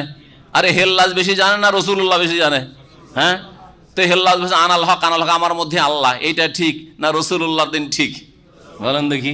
হ্যাঁ, না ইবনে আরবি বেশি জানে যে সব কিছুতে আল্লাহ, সব কিছুতে আল্লাহ, যত সুন্দরী রমণী দেখবে তত সুন্দর আল্লাহকে দেখতে পাবে। এই কুফরি সুফিরা পয়দা করেছে। জি, এই জন্য ওরা সুন্দরী রমণী দেখতে চায়, সুন্দর সুন্দর নারী দেখলে আল্লাহকে ভালো করে দেখতে পায় ওরা। জি, ওদের কিতাবে রয়েছে। আমি একটিও বাড়াবাড়ি কথা বলি না, আলহামদুলিল্লাহ, না পড়ে কোনো কথা বলি না। ইবনে আরবি গুমরাহি সুফি আর এই হেল্লাজ হোসেন মানসুর হাল্লাজ, এই দুই সুফিতে পীরতন্ত্রে বিশ্বাসীদেরকে একবার বরবাদ করে ফেলেছে, জাহান্নামে কিনারায় পৌঁছে দিয়েছে। জাহান্নাম থেকে আল্লাহ রক্ষা করে জাহান্নামের কিনারে পৌঁছে দিয়েছে। এত কুফর, বড় কুফরি আকীদা। হোসেন মানুষের হাল্লাজ বলছে আল্লাহ সম্পর্কে মিথ্যা রচনা, আনাল হক, আমার মধ্যে আল্লাহ, মানে ওর মধ্যে আল্লাহ, অন্যের মধ্যে না। এটা হল তার আকীদা। এইরকম যারা বড় বড় বুজুর্গ হইতে পারে, ফানা হইতে পারে, তাদের মধ্যে আল্লাহ বিলীন হয়ে যায়, বা ও নিজে আল্লাহর মধ্যে বিলীন হয়ে যায়। এক কুফরি আকীদা। আর ইবনে আরবির আকীদা যে সব কিছুতে আল্লাহ আছে, পিলারও আল্লাহ আছে, হিন্দুদের মূর্তি সরস্বতী তো আল্লাহ আছে, আরে গঙ্গা যমুনা তো আল্লাহ আছে, আর পদ্মা তো আল্লাহ আছে। হ্যাঁ, সুতরাং সব কিছুর পূজাতে, হিন্দুদের পূজা ঠিক আছে। গরুতে আল্লাহ আছে, গরু খাবেন কি করে, ও তো ভগবান, ঠিক না? এই আকীদা হিন্দুরা পেশ করেনি, হিন্দুদের কাছ থেকে ইবনে আরবি এইরকম মুরতাদগুলো পেশ করেছে। যার ফলে উম্মাতে ইসলামিয়া এই দুইটি কুফুরির নেতা সুফিদের মধ্যে দিয়ে তাদের ওপর সর্বসম্মতিক্রমে ইজমার সাথে কুফুরির ফতোয়া দিয়েছে যে এরা কাফের। জি, এরা হচ্ছে তাগুত, এরা আল্লাহদ্রোহী, এরা সবচেয়ে বড় জালেম। আল্লাহ কোরআনে বলছেন আল্লাহ সম্পর্কে মিথ্যা যারা রচনা করেছে, আল্লাহ সর্বত্র বিরাজমান, সব কিছুতে বিরাজমান, তো এদের চেয়ে বড় জালেম আর কি হইতে পারে? আল্লাহ রাব্বুল আলামিন তারপর উলাইকা ইউরাজুনা আলা রাব্বিহিম, এইসব জালেমদেরকে যারা মিথ্যা রচনা করেছে আল্লাহ সম্পর্কে, তাদেরকে তাদের প্রতিপালকের সামনে পেশ করা হবে হিসাবের জন্য কিয়ামতের দিনে। ওয়ায়াকুলুল আশহাদু, আর তখন সাক্ষীরা বলবে। সাক্ষীরা কারা? মালায়েকা, ফেরেশতারা, এটা বোঝানো হয়েছে। শাহেদের বহুবচন আশহাদ। সাক্ষীগণ বলবেন হাওলাইল্লাযিনা কাযাবু আলা রাব্বিহিম, এই সব লোকেরাই তাদের প্রতিপালক সম্পর্কে, রব সম্পর্কে মিথ্যা রচনা করেছে, মিথ্যা বলেছে। যিনি আল্লাহ তিনি জিলানি, যিনি আল্লাহ তিনি হোসেন মানুষের আল্লাহ। এইসব আল্লাহ সর্বত্র বিরাজমান, আল্লাহ নিরাকার, আল্লাহর হাত নাই, পা নেই, চোখ নেই, আল্লাহ অন্ধ, আল্লাহ খোড়া। ঠিক কিনা? আল্লাহর হাত নেই, পা নেই, চোখ নেই, মানে কি হয়? এটি তো হয়। এগুলি আল্লাহ সম্পর্কে মিথ্যা রচনা। ওয়ায়াকুলুল আশহাদ, সাক্ষীগণ বলবেন হাওলাইল্লাযিনা কাযাবু আলা রাব্বিহিম, এরা তাদের রব সম্পর্কে মিথ্যা বলেছে। এইরকমই যারা ভুল ফতোয়া দেয় খ্যাতির জন্য, ফতোয়া না দিলে কি বলবে? মসজিদের ইমাম, খতিব সাহেব পাঞ্জেগানা নামাজ পড়ায়, যদি গ্রামওয়ালার ফতোয়া না দিতে পারি তো লোকে কি চাকরি রাখবে? সেই জন্য খালি হাতে ফিরাবেন না, ঝোলি ভর দেগা, পকেটে ভরে দিবে আপনার ফতোয়া। ভুল হোক আর সহি হোক, ফতোয়া দিতে হবে। এরা রব সম্পর্কে মিথ্যা বলেছে, কিয়ামতের দিন ফেরেশতারা বলবেন আলা লানাতুল্লাহি আলা যালিমিন, সুতরাং শুনে রাখো আল্লাহর অভিসম্পদ লানত রয়েছে জালেমদের উপর, যারা আল্লাহ সম্পর্কে মিথ্যা বলে, আল্লাহর দিন সম্পর্কে মিথ্যা কথা বলে। আল্লাযিনা ইয়াসুদ্দুনা আন সাবিলিল্লাহ, এরা কারা? যারা নিজেরা তো বাধাপ্রাপ্ত হয়, নিজেরা দ্বীন ইসলামের দিকে যাবে না, সহি আকীদা নেবে না, অন্যদেরকেও বাধা দেয়। আরে সহি আকীদার কিছু ভাইয়েরা গ্রামে গেছে, ওদেরকেও দিনটা পালন করতে দেবে না, বিনা মিলাদে ওদেরকে বাস করতে দেবে না, বিনা শবে বরাতে হালুয়া রুটিতে ওদেরকে বাস করতে দেবে না, বিনা শবে মেরাজের, এই যে শবে মেরাজ শুরু হবে 27শে রজবে, তাদের কপল কল্পিত এই বিদাত থেকে বাঁচতে দেবে না। কেউ বাঁচতে চান না, বাধ্য হতে হবে। বিনা শিরকে, বিনা বিদাতে, বিনা মুরিদ হয় গ্রামে বাস করতে দেবে, দেশে বাস করতে দেবে না। ওদের নামাজ ছাড়া আপনাকে অন্য কোনো নামাজই পড়তে দেবে না। পড়বে পড়া, আমাদের মতো নামাজ পড়া, নামাজ পড়িও না, হলে কোনো অসুবিধা নেই। নামাজ না পড়লে কোনো অসুবিধা নেই, কিন্তু নামাজ পড়লে আমাদের তরিকায় নামাজ পড়তে হবে। এইরকম আমিন জোরে চলা চলবে না, রফায়দানি করা চলবে না, আর এইরকম করে বুকে হাত বাঁধা চলবে না, আমরা মোনাজাত ধরবো আর তো তোমরা ধরবে না, এরকম চলবে না, মসজিদ আসবে না, ঠিক কিনা? জালেম আল্লাযিনা ইয়াসুদ্দুনা আন সাবিলিল্লাহ, আল্লাহর রাস্তায় চলতে বাধা সৃষ্টি করে এরা। ওয়ায়াবগুনাহা ইওয়াজা, আর সেই রাস্তাকে সন্ধান করে বক্রভাবে। এওয়াজান হাল, ইয়াবগুনাহা ইয়াবগুনা সাবিলাল্লাহ, আল্লাহর রাস্তাকে তলাশ করে, সন্ধান করে, কিন্তু সোজা অন্তর নিয়ে নাই, কোরআন সুন্নাহ নেব, আরে আল্লাহর কিতাবে কোরআনে নেব, আরে রাসূলের হাদিসে নেব, আরে বুজুর্গানের দিনের কিতাব, আর অমুক কিতাব তমুক কিতাব, দলিল নাই। তারপর বলছে এত বড় বুজুর্গ যখন বলেছেন, তো কথাটা কি এমনি ফেলা যায় নাকি? ইয়া তো হালকা করে দিলে হয়? এগুলো চলবে না, এগুলো হচ্ছে এওয়াজা, এগুলো বকর পথ, মাকা পথ। এসব তরিকত, মারিফত আর হকিকত, এগুলো সব বকর পথ। ও বকর পথ বাদ দিয়ে সোজা পথে আসেন, সিরাতে মুস্তাকিমে। ওয়ায়াবগুনাহা ইওয়াজা, আর আল্লাহর রাস্তাকে তলাশ করে বক্রভাবে।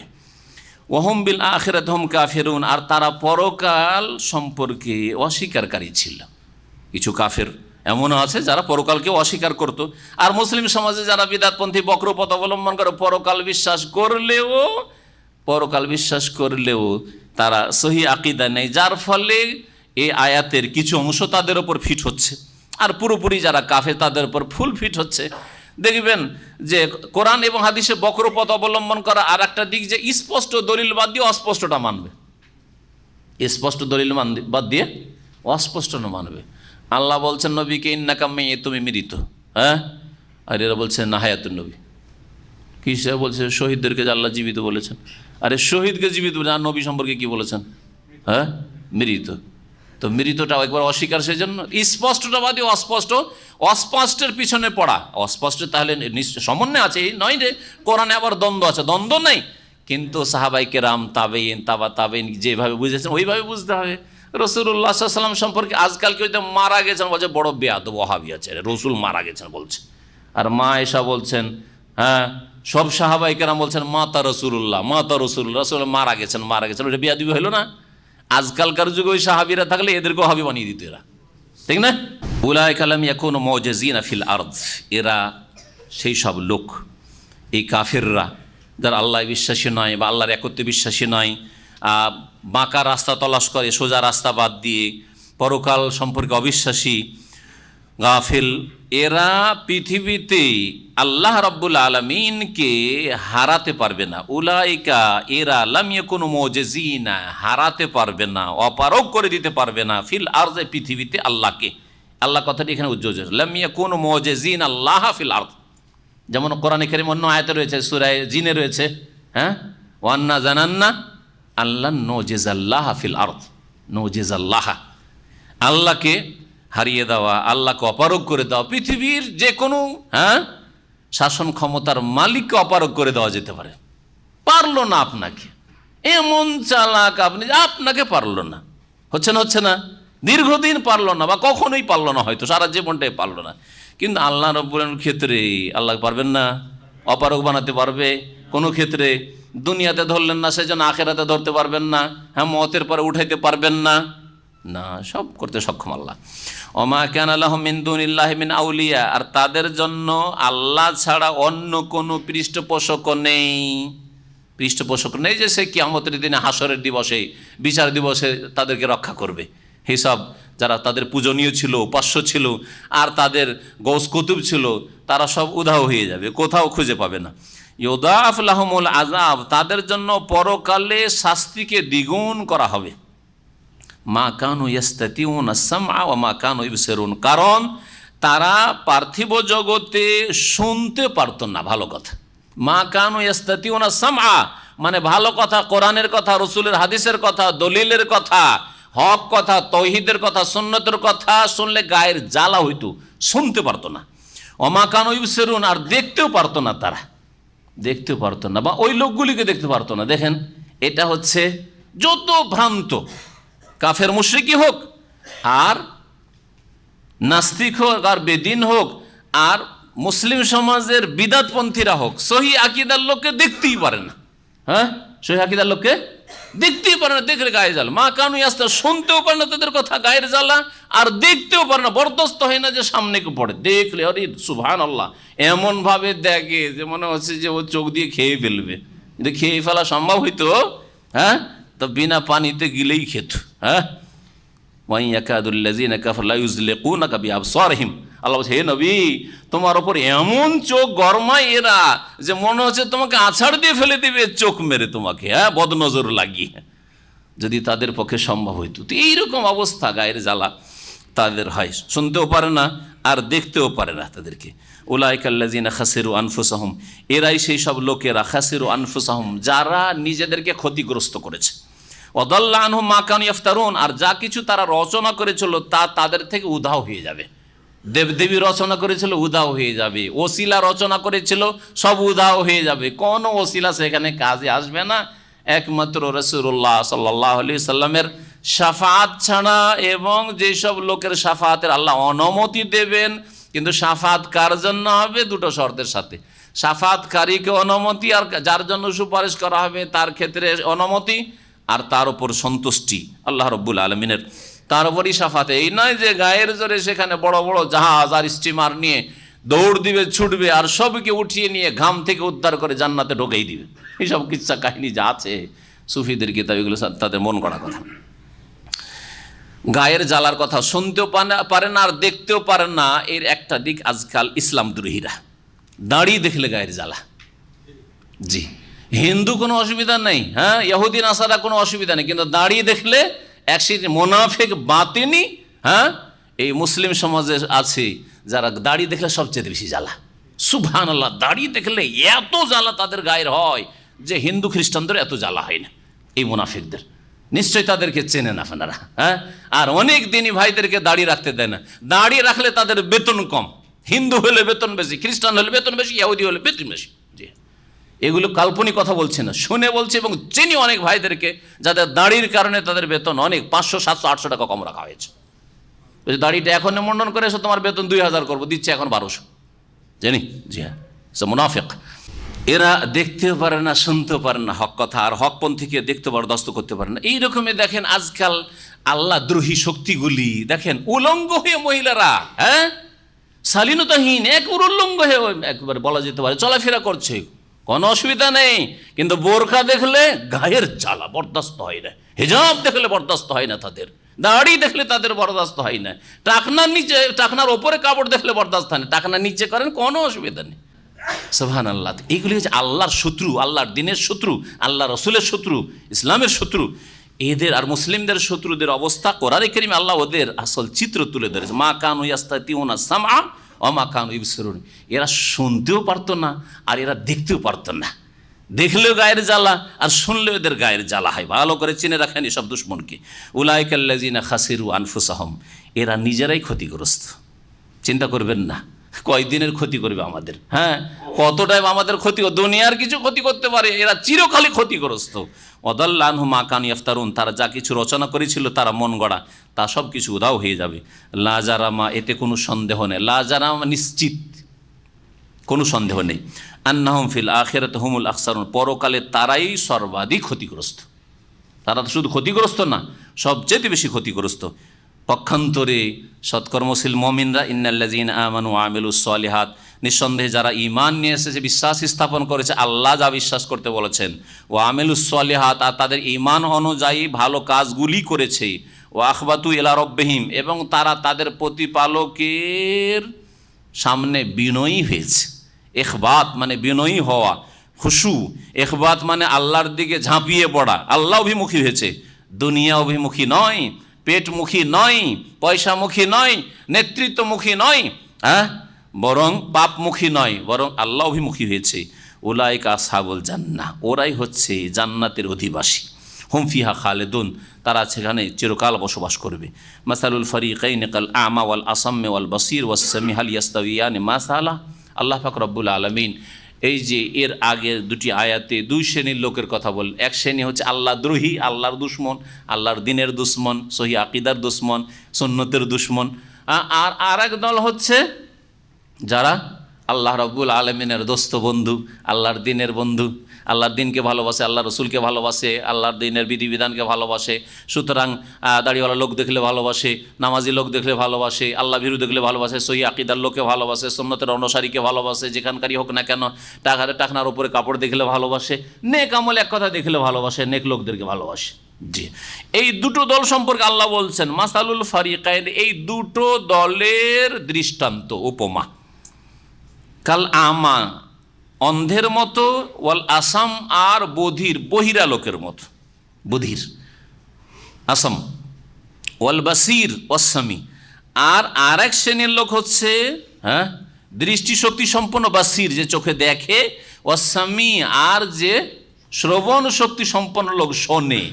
তাহলে একজন লোক চোখেও দেখে আর কানেও শোনে এক লোক, আর এক লোক হচ্ছে চোখে দেখে না, আমা অন্ধ, আর কানে শোনে না, বধির। এই দুই শ্রেণীর লোক কি সমান হতে পারে?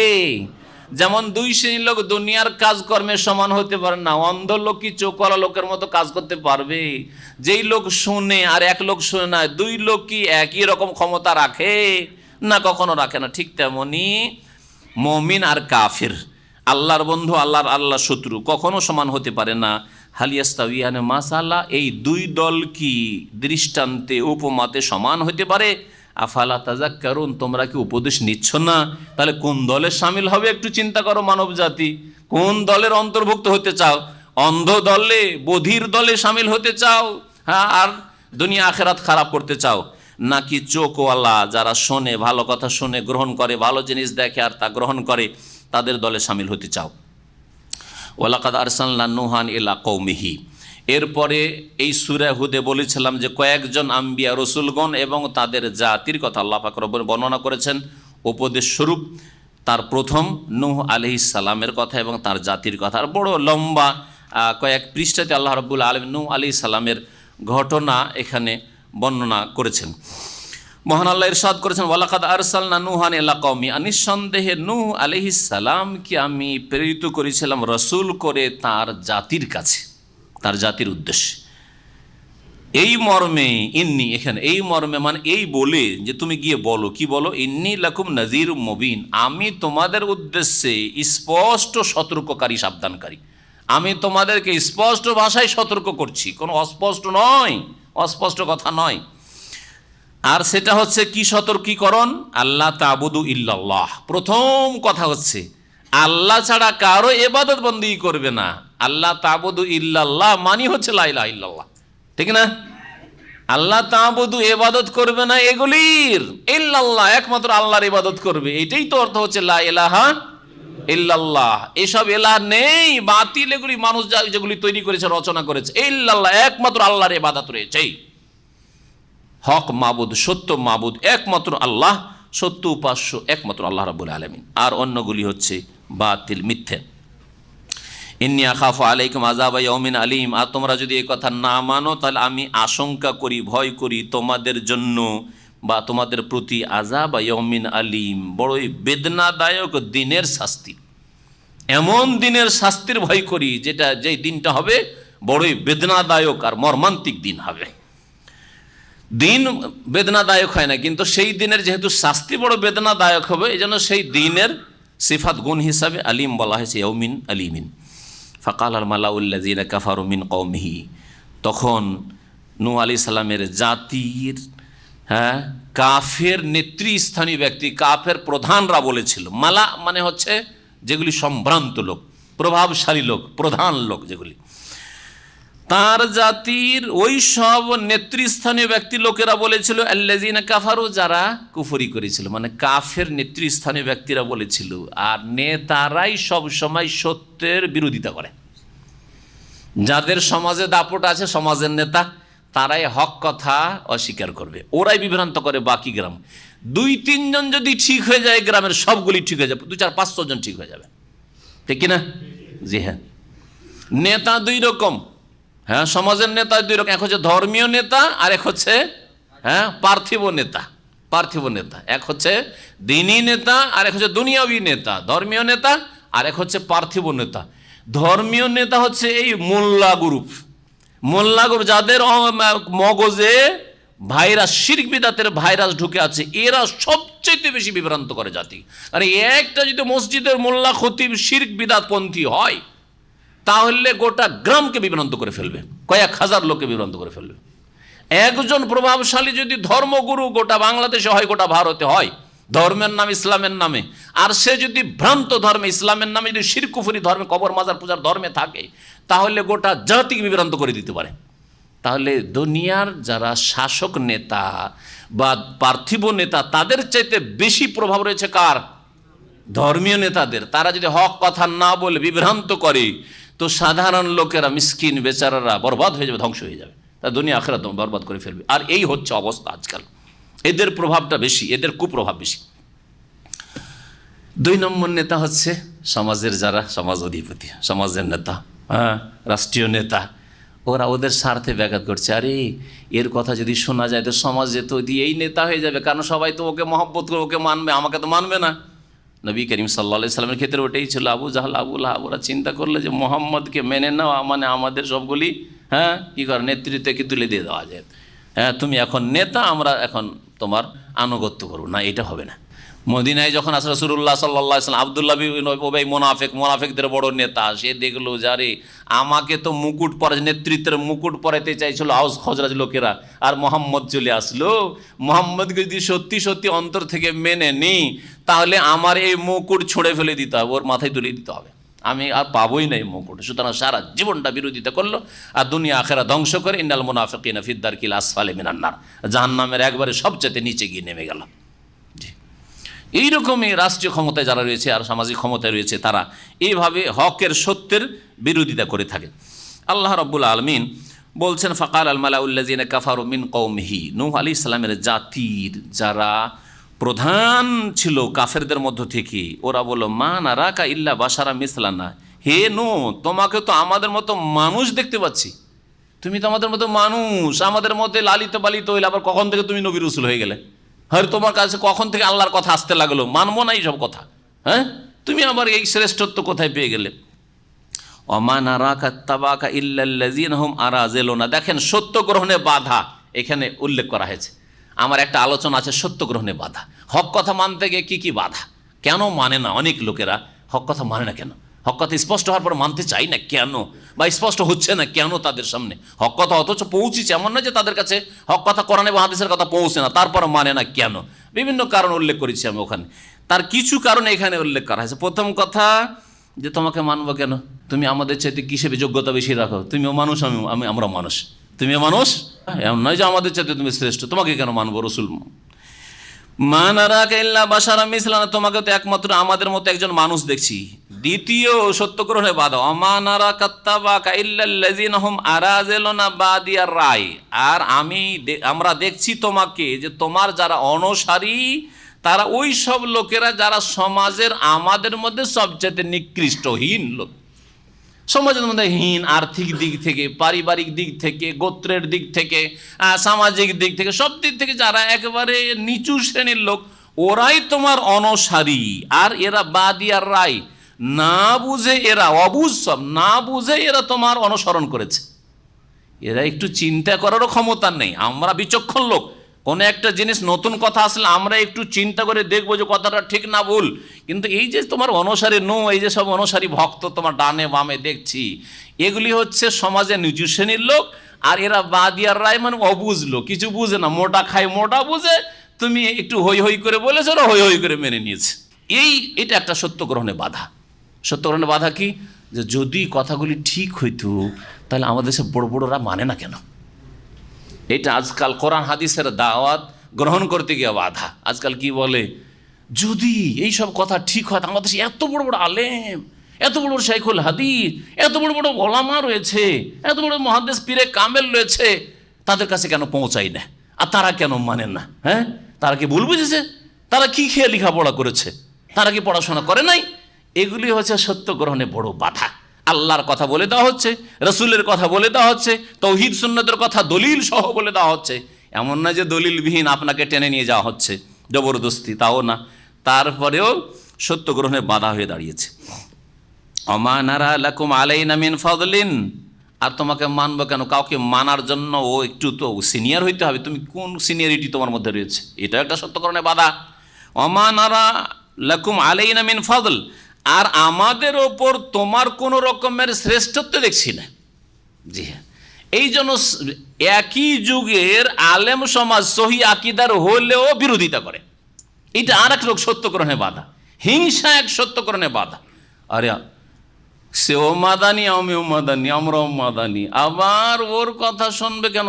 হ্যাঁ, আমাদের কথা লোকে শুনবে না, ওর কথা কেন শুনবে? এই আর এক বাধা, এই আর এক শয়তানের একটা চোরা রাস্তা। জি হ্যাঁ, এই রোগে অনেকে ভুগছে। আল্লাহ রাব্বুনা বলছেন, বাল নাযুন্নুকুম কাযিবিন, এদের ভাষায় এই কাফের জাতি নূহ আলাইহিস সালাম বলল যে যখন আমাদের ওপর তোমার কোনো শ্রেষ্ঠত্ব দেখছি না, বরং তাহলে যখন কোনো শ্রেষ্ঠত্ব নেই আর তোমার মান্যওয়ালারা সব নিচু শ্রেণীর মানুষ, আর তুমি আমাদের মতোই মানুষ, তাহলে তুমি একজন মিথ্যুক, আসলে নবী রাসূল না। বাল নাযুন্নুকুম কাযিবিন, বরং তোমাকে আমরা ধারণা করছি যে তুমি হচ্ছ একজন মিথ্যাবাদী বা মিথ্যাবাদীদের অন্তর্ভুক্ত।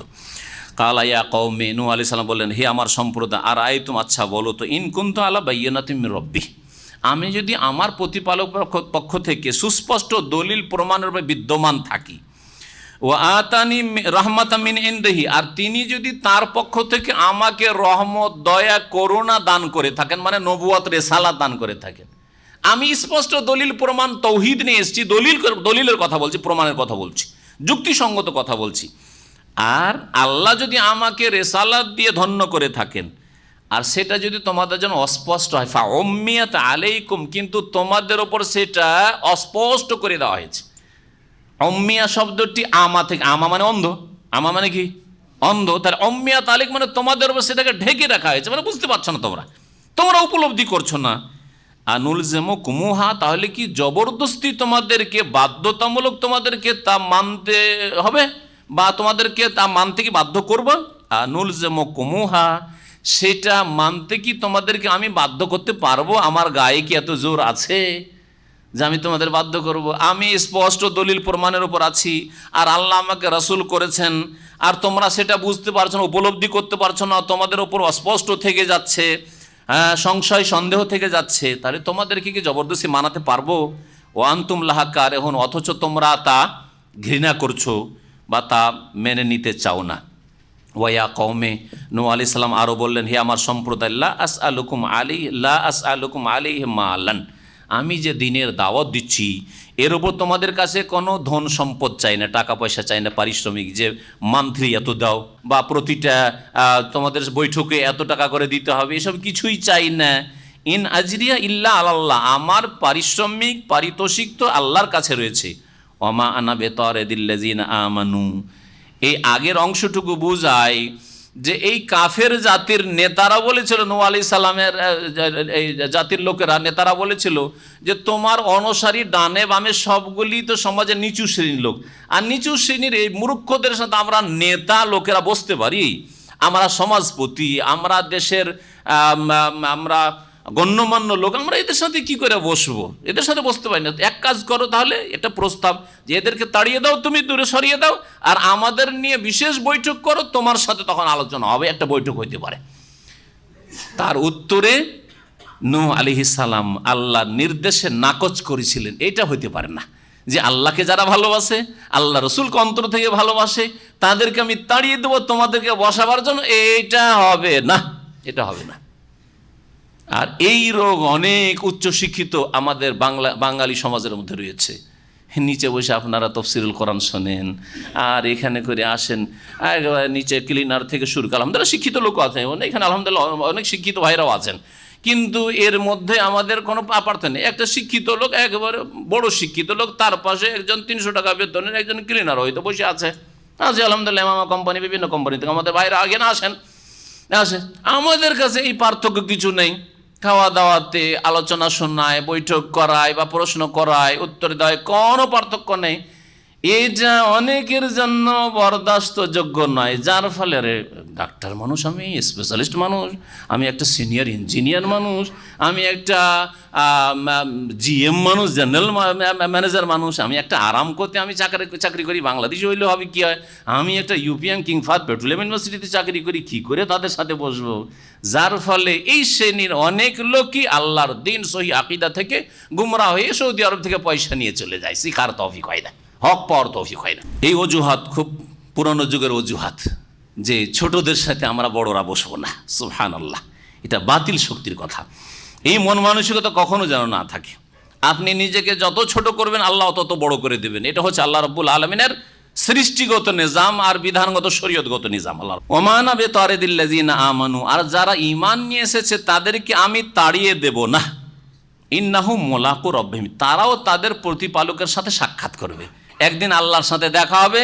সেই দিন অভিযোগ করবে যে আল্লাহ গো, ওই নেতাদেরকে বসাবার জন্য আমাদেরকে হটিয়ে দিয়েছিল, সরিয়ে দিয়েছিল সমাজ থেকে, বা আলোচনা থেকে তাড়িয়ে দিয়েছিল, নবী আমাদেরকে তাড়িয়ে দিয়েছিলেন নূহ আলাইহিস সালাম। এইটা হবে, ইন্নাহুম মুলাকু রাব্বিহিম ওয়ালাকিন্নী আরাকুম কওমান তাজহালুন, তবে আমি এই জাতির নেতারা তোমাদেরকে বড় মূর্খ জাতি আমি দেখতে পাচ্ছি যে তোমরা মানতে চাইছো না।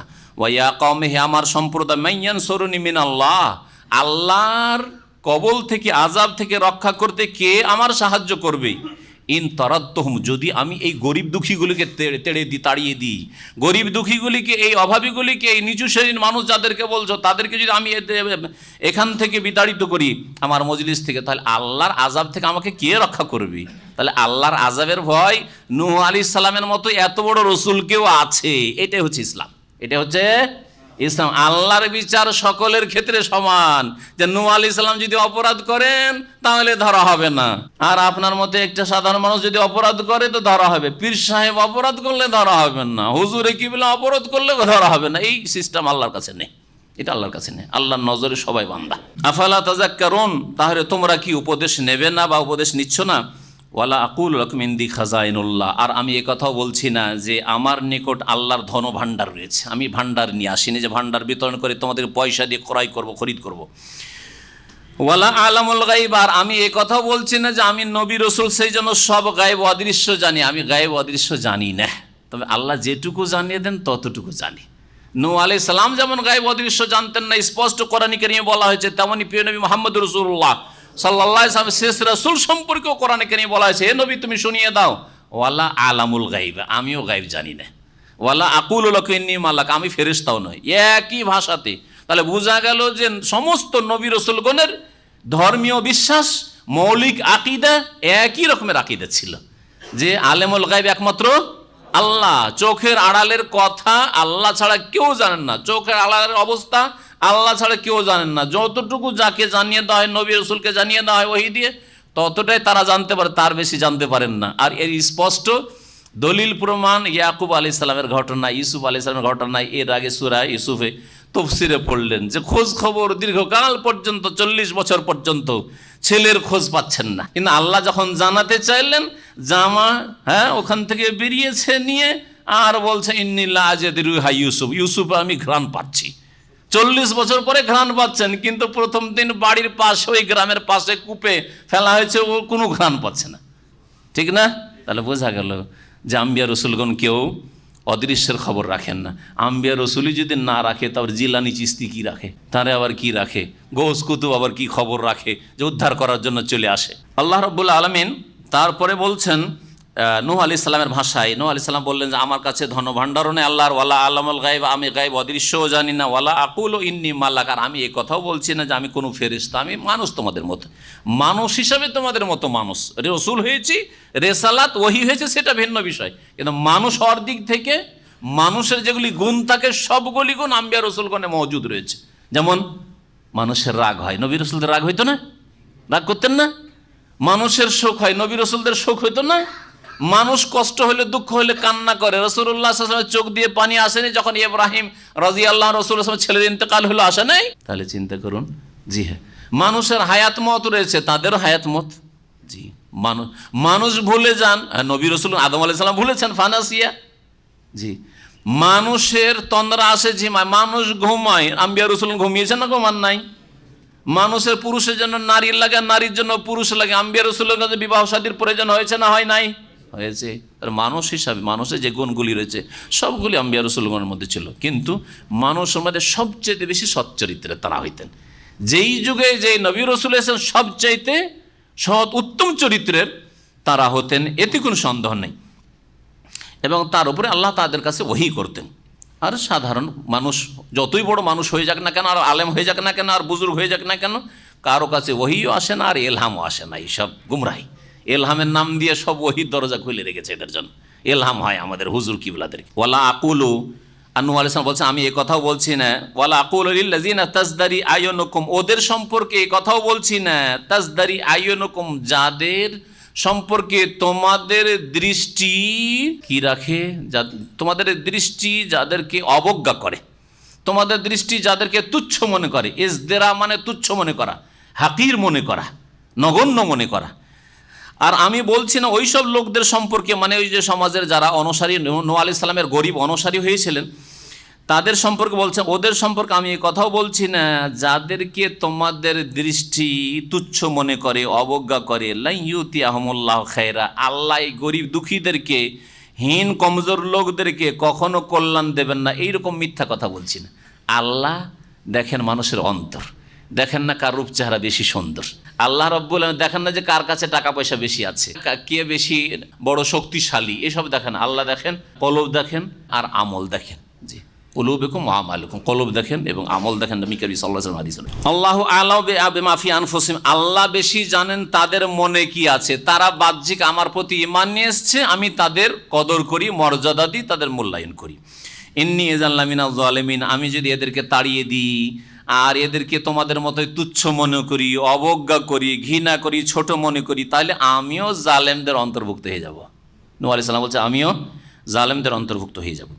কালু, তখন তারা বলল, ইয়া নূহ, হে নূহ, কাদ জাদালতানা, তুমি আমাদের সাথে খুব ঝগড়া করছো। ফাকসারতা জেদালানা, খুব বেশি ঝগড়ায় লিপ্ত হয়েছো তুমি।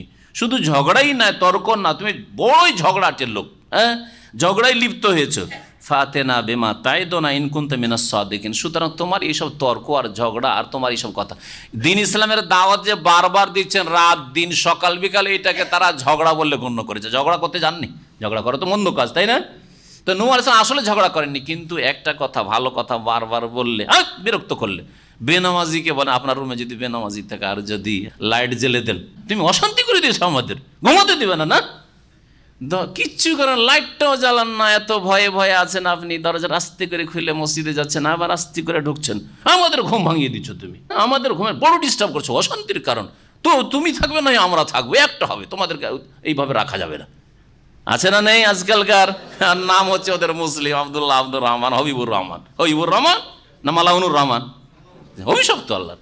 এইরকমই অবস্থা যুগে যুগে আল্লাহ শত্রুদের, আল্লাহর দ্রোহীদের, আল্লাহর বিরোধীদের, আল্লাহ রসুলের বিরোধীদের আর আল্লাহর দ্বীনের বিরোধীদের অবস্থা। বলছেন যে তারা বলল, ইয়া নূহ, হে নূহ, কাদ জাদালতানা, খুব ঝগড়া করেছো আর তুমি বেশি বেশি ঝগড়া করছো। ফাতেনা বিমা তাইদুনা, তাহলে তুমি যে প্রতিশ্রুতি দিচ্ছ, ধমক দিচ্ছ, তা তুমি নিয়ে আসো। অর্থাৎ নূহ আলাইহিস সালাম বলতেন যে দেখো, তোমাদের জন্য সুসংবাদ, তোমরা যদি ঈমান নিয়ে আসো জান্নাত রয়েছে, আর তোমাদের জন্য বড়ই কষ্টদায়ক আযাব রয়েছে, জাহান্নাম রয়েছে, আর দুনিয়াতেও আল্লাহর আযাব আসমান থেকে নেমে আসবে, জমিন থেকে আল্লাহর আযাব আসবে। তোমরা যদি না মানো আল্লাহর কথা, রসুলের কথা, দ্বীনের কথা, আমি আল্লাহর পক্ষ থেকে রসুল এসেছি, রব্বাইন্নী দাওয়াতু কওমি লাইলা ওয়া নাহারা, সূরা নূহ, ফালাম ইয়াজিদহুম দুআ ইল্লা ফিররা, রাত দিন আল্লাহ ডাকলাম, কিন্তু এরা শুধু পালাই পালাই, একটি কথা শুনতে চায় না। খুব বুঝাইতেন, রাত দিন যখন সকাল সন্ধ্যা বুঝাইতেন, এটাকে ঝগড়া বলে তারা আখ্যায়িত করেছিল। আর তারপরে চ্যালেঞ্জ করলো যে তুমি যে বলছো তো কোথায় তোমার আযাব, আযাব তোমার আল্লাহ নাকি আযাব দিবে, নিয়ে আসো তো, তোমার আযাব কোথায় আছে আযাব। ফাতেনা বিমা তাইদুনা ইন কুনতা মিনাস সাদিকিন, যদি সত্যবাদী হও। কালা, নূহ আলাইহিস সালাম বলে, দেখো আযাব নিয়ে আসা আবার আমার কাজ না, আমার কাজ হচ্ছে তোমাদেরকে দ্বীনের কথা, আল্লাহর কথা পৌঁছিয়ে দাও। আমি হচ্ছি রসুল, দূত, দূতের কাজ হচ্ছে সংবাদটা পৌঁছে দাও।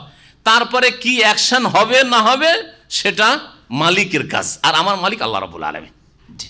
দূত কখনো যুদ্ধ ঘোষণা করে দেয় না যে নিজেই যুদ্ধ ঘোষণা করে দিল। দূতকে যতটা সংবাদ দিয়ে পাঠানো হয়েছে ততটাই সংবাদ পৌঁছে দিয়ে চলে আসে। জি, আমি হচ্ছে দূত, রাসূল। বললেন নূহ আলাইহিস সালাম, ইন্নামা ইয়াতিকুম বিহিল্লাহ, সেই আযাব শাস্তি আল্লাহ নিয়ে আসবেন ইনশা, যদি চান। ওমা আনতুম বিমুজিজিন, আর তাকে তোমরা অপারগ করতে পারবে না, হারাতে পারবে না। ওয়ালা ইয়ানফাউকুম নুসহি, আর আমার উপদেশ তোমাদের কাজে আসবে না। ইন আরাদতু আন আনসাহা লাকুম, তোমাদের যদি উপদেশ দিতে চাই। ইন কানাল্লাহু ইউরিদু আন ইউগওয়িয়াকুম, যদি আল্লাহ তোমাদেরকে পথভ্রষ্ট করতে চান। হুয়া রব্বুকুম, তিনি তোমাদের প্রতিপালক। ওয়া ইলাইহি তুরজাউন, তার কাছে তোমরা প্রত্যাবর্তিত হবে, ফিরে আসবে। আম ইয়াকুলুনা ইফতারাহ কুল ইন ইফতারাইতু ফাআলাইয়া ইজরামি ওয়া আনা বারিউম মিম্মা তুজরিমুন। আম ইয়াকুলুন, আল্লাহ পাক বলছেন যে তারা কি বলে যে ইফতারাহু, এই নূহ আলাইহিস সালাম নিজে মিথ্যা রচনা করেছে। আসলে নবী হয়নি, রসুলও হয়নি, তার কাছে ওহীও আসে নাই, মিথ্যা রচনা করেছে, গড়েছে।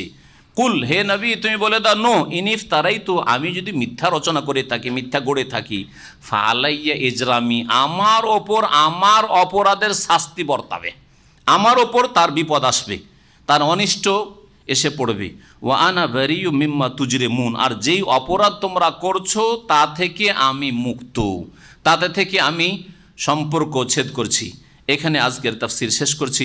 ইনশাআল্লাহ তাআলা আগামী সপ্তাহে বাকি নূহ আলাইহিস সালামের ঘটনায় যা কিছু সূরা হুদে বলা হয়েছে এবং তার সাথে সাথে সেটা শেষ করে যদি সম্ভব হয় অন্য নবীদের ঘটনা যা আল্লাহ পাক বর্ণনা করেছেন তা ইনশাআল্লাহ তাআলা তাফসীর করব। আল্লাহ রাব্বুল আলামিন যেন আমাদের নেক আমল কবুল করেন, যা বললাম তা কবুল করেন, যদি হক কথা বলে থাকি আল্লাহ পাক কবুল করেন, ভুল কথা বলে থাকি তো আল্লাহ যেন মাফ করে দেন। আল্লাহ রব্বুল ভালো কথা দিয়ে আপনাদেরকে উপকৃত করেন। আল্লাহ রব্বুল দিন দুনিয়ার যেন সার্বিক কল্যাণ করেন। আল্লাহ রব্বুল বালা মুসিবত যেন দূর করেন। মুসলিম উম্মার আল্লাহ যেন হেফাজত করেন। মুসলিম উম্মাকে আল্লাহ দিনের দিকে ফিরে আসার যেন তৌফিক দান করেন, ইসলামের দিকে ফিরে আসার তৌফিক দান করেন, 5 ওয়াক্ত সালাতের দিকে ফিরে আসার তৌফিক দান করেন। আল্লাহ রাব্বুল আলামিন আমাদের জান্নাতুল ফিরদৌস যেন দান করেন। রব্বানা আতিনা ফিদ দুনিয়া হাসানা ওয়া ফিল আখিরাতি হাসানা ওয়া কিনা আযাবান নার। সুবহানা রাব্বিকা রাব্বিল ইজ্জাতি আম্মা ইয়াসিফুন ওয়া সালামুন আলাল মুরসালিন ওয়াল হামদুলিল্লাহি রাব্বিল আলামিন।